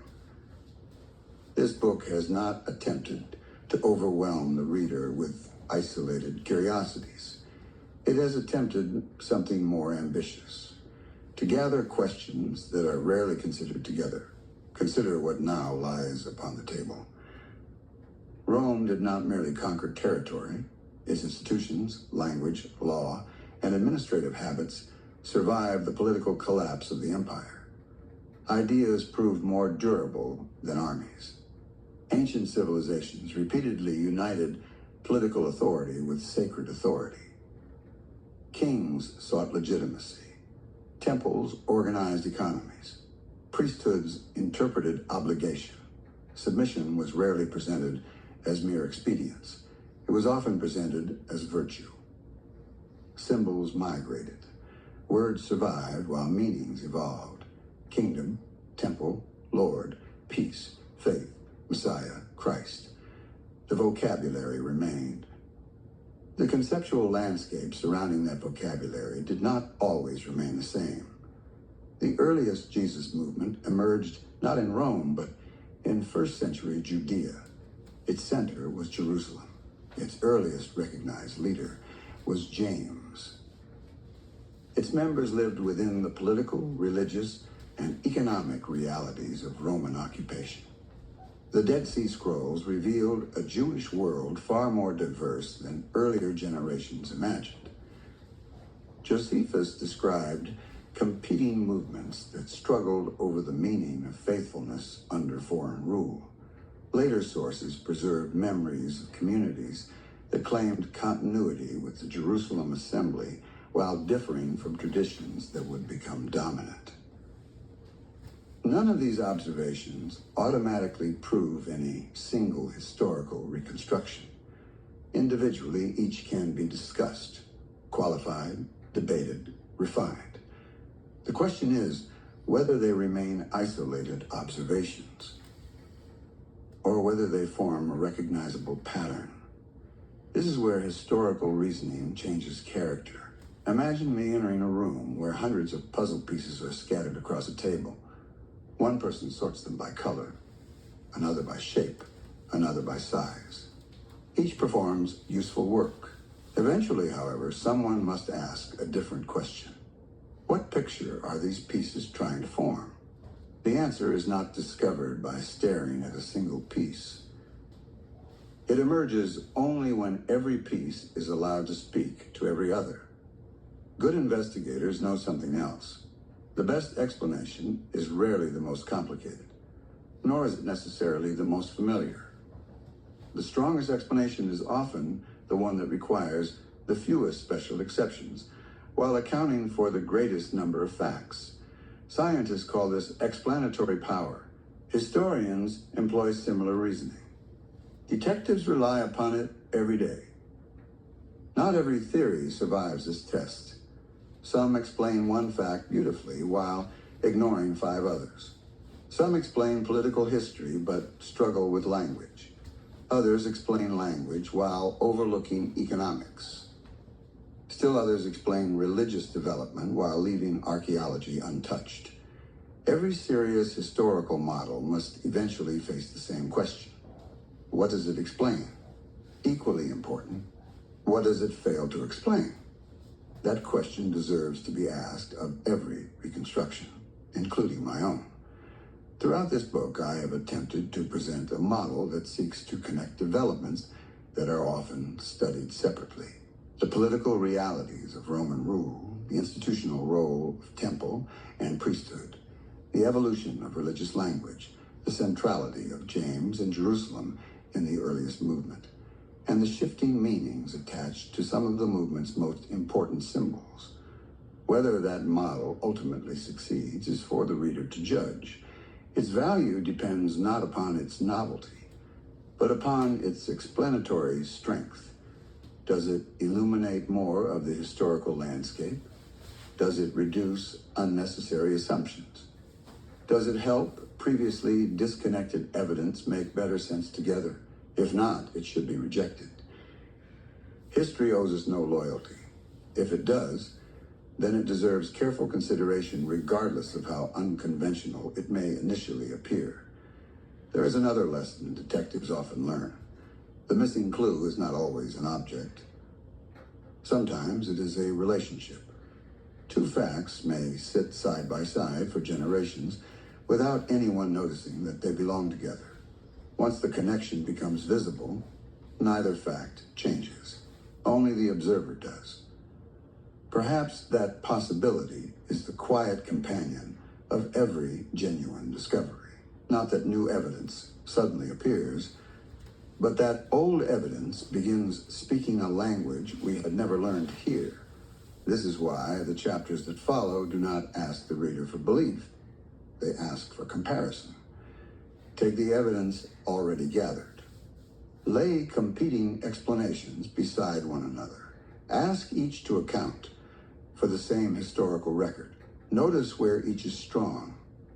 Notice where each struggles. Then ask the question that every investigator must eventually answer for themselves. Not which theory is most familiar, nor which theory is most comforting, but which theory explains the greatest number of independent facts while requiring the fewest unsupported assumptions. That question has guided every serious investigation in history. It deserves no less here. For truth is seldom revealed by the loudest voice or the oldest tradition. More often, it emerges when scattered pieces, long separated from one another, finally reveal that they belong to the same picture all along. 16. If the inversion began in Genesis. For 15 chapters, we have gathered evidence, we have examined empires, we have followed symbols across civilizations. We have watched language migrate from one culture to another.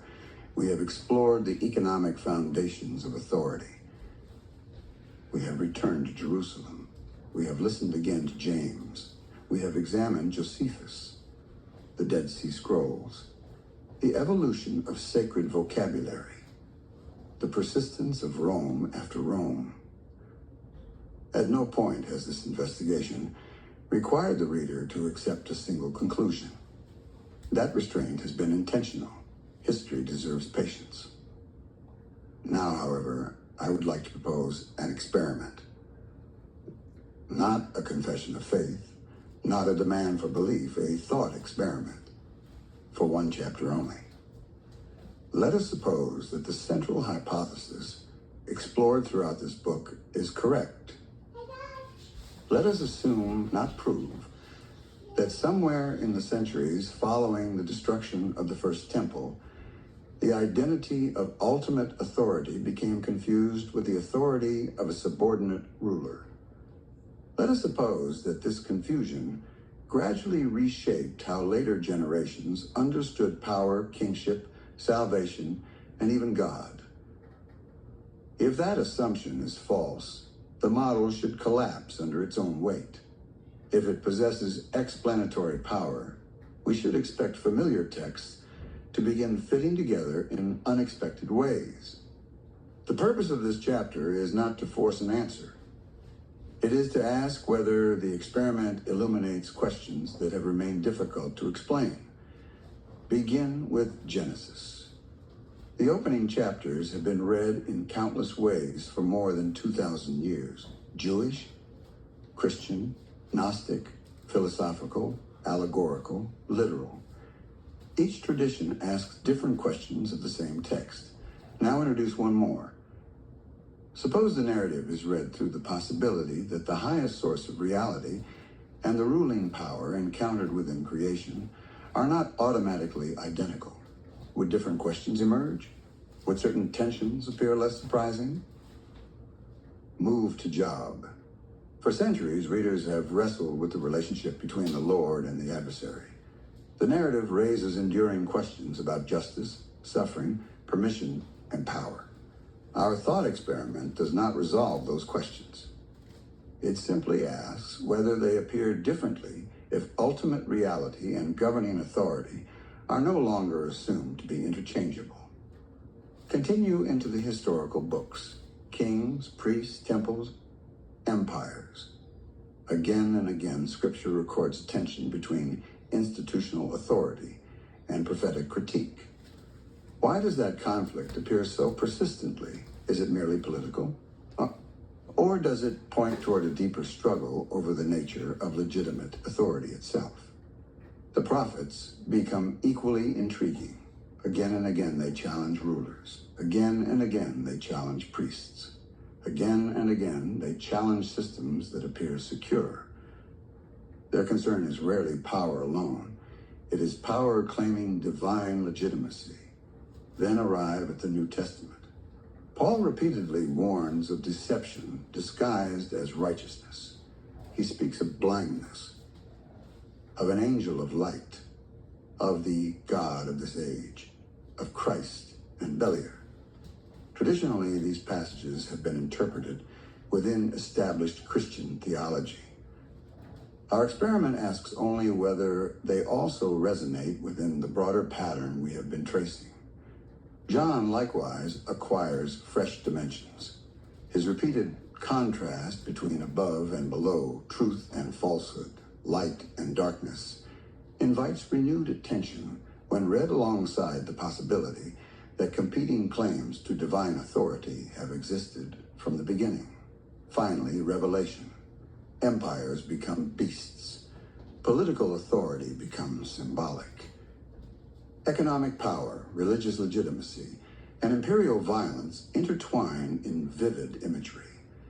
Whether interpreted historically, symbolically, futuristically, or otherwise, the book assumes that appearances can conceal deeper realities. Our thought experiment has asked the same question in another form. Not every throne represents ultimate authority. Not every light points toward the highest source. Not every sacred claim originates from the same place. Perhaps the value of this model is not that it eliminates every difficulty. No historical model does. Its value lies in whether it allows scattered questions to begin speaking to one another. Whether Genesis, Job, the prophets, the Gospels, Paul, John, and Revelation begin participating in a single conversation rather than a collection of isolated books. If they do, then the hypothesis deserves further examination. If they do not, then it should be set aside. That is the discipline every serious investigation owes both history and its readers. 17. The test of every great hypothesis. Every great investigation ends the same way, not with certainty, with comparison. Scientists do not ask, which explanation do I prefer? They ask, which explanation accounts for the greatest number of observations while requiring the fewest unsupported assumptions? The same standard belongs to history. Throughout this book, two broad explanatory models have remained before us. The first is the traditional model inherited by most of Judaism and Christianity. The second is the interpretive model explored throughout these pages. The purpose of this final chapter is not to ask which model is older, nor which is more familiar, nor which possesses the greater number of adherents. The question is far simpler. Which model explains more? The traditional model begins with a foundational assumption. The Creator introduced in Genesis is identical with the highest possible reality. Every subsequent biblical narrative is interpreted through that assumption. The interpretive model developed in this book begins elsewhere. It asks whether that assumption itself deserves renewed examination. It asks whether some of the earliest critics of biblical religion, including several Gnostic traditions, were attempting to preserve a distinction between the highest source of reality and a subordinate ruler who came to be mistaken for that source. If that distinction is false, the model should fail. If it is true, or even approximately true, it should illuminate historical problems that have long appeared disconnected. Consider the book of Job.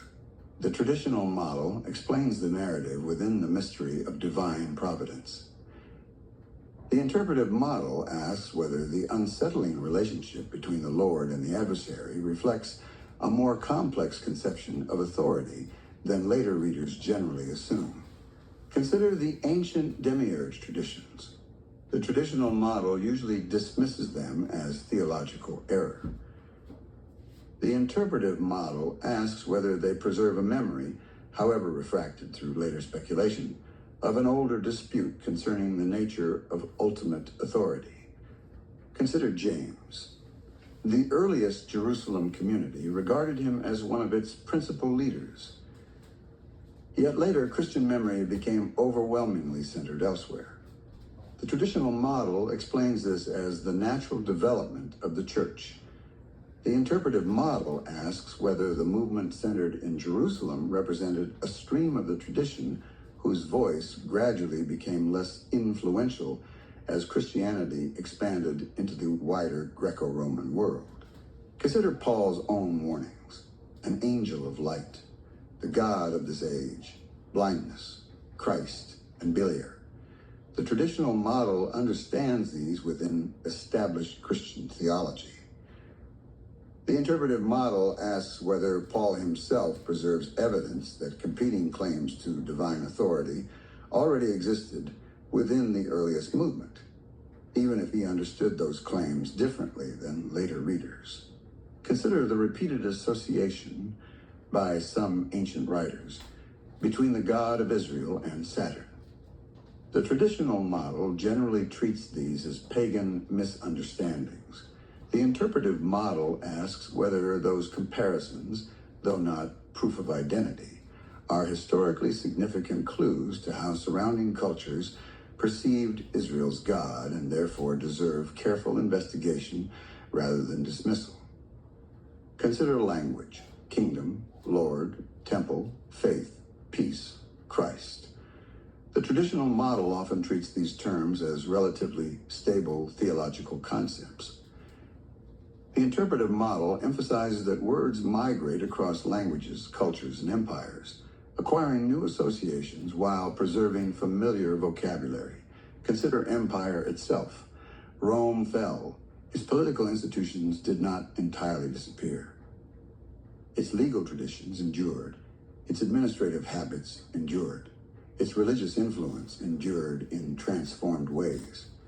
The traditional model regards this largely as the historical spread of Christianity through the Roman world. The interpretive model asks whether imperial structures also shaped the way sacred language, authority, and religious identity developed over time. Notice something important. Neither model explains everything effortlessly. Every historical reconstruction leaves questions unanswered. The issue is not perfection. The issue is explanatory power. Which model connects more independent observation without multiplying special exceptions? That is the standard by which every significant scientific hypothesis is eventually measured. It should also be the standard by which historical hypotheses are judged. Having reached this point, I will state my own conclusion plainly. The model developed throughout this book explains more of the evidence with fewer independent assumptions than the traditional model I inherited. That is why I believe it deserves serious consideration. If the central inversion proposed here occurred, if ultimate reality came to be confused with a subordinate governing power, then many of history's enduring puzzles begin to converge. The persistent conflict between prophets and institutions, the recurring tension between conscience and authority, the repeated warnings concerning false illumination, the migration of sacred symbols, the survival of imperial patterns after the political empire itself declined, the strange echoes preserved within Gnostic literature, the prominence of James in Jerusalem, the contested memories of the earliest movement. None of these observations, taken individually, proves the model. Taken together, they suggest a pattern that I have found increasingly difficult to ignore. The implication is profound. If this model is substantially correct, then what many Gnostic writers called the demiurge was not merely a mythological figure. It represented a mistaken object of ultimate allegiance, a governing intelligence confused with the highest source, an authority mistaken for the origin of authority. In symbolic terms, the lion's throne became identified with the source of all being. If that were true, then the central error would not simply be theological, it would be civilizational. The confusion would not be between one doctrine and another. It would be between government and origin, between the ruler and the source, between power and ultimate reality. From within this interpretive model, the most unsettling possibility follows naturally.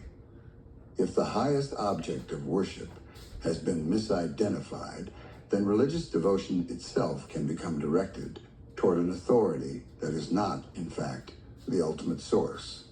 In the language of several Gnostic traditions, that authority is the demiurge. In the language of the New Testament, readers have long debated the identity of figures such as the ruler of this world, the god of this age, and Beliar. This book does not claim that those terms have a settled historical meaning. It proposes that revisiting those texts through the model developed here may cast them in a different light. If that proposal is mistaken, it should be rejected. If it withstands continued historical scrutiny, then the consequences are difficult to overstate. Every generation inherits a map of reality. Maps are indispensable. But maps are not the territory. Wisdom does not consist in defending a map because it is ancient. Wisdom consists in asking whether the map still corresponds to the territory. If this investigation has accomplished anything, I hope it has restored permission to ask a question that history has too seldom permitted. Not merely whether our doctrines are correct, not merely whether our traditions are old, but whether we have mistaken authority for ultimacy, whether we have confused the governor with the source, whether we have inherited an inversion so ancient that it no longer appears to us as an inversion at all. For if there is even a possibility that humanity has spent centuries directing its highest devotion toward a ruler rather than the source from which all reality proceeds, then no historical question could be more consequential. The purpose of this book has not been to end that conversation. It has been to begin it. For the search for truth does not end when we inherit a tradition. It begins when we are willing to examine it. The end. The purpose of this book has not been to end that conversation. It has been to begin it. Nicholas G. Love.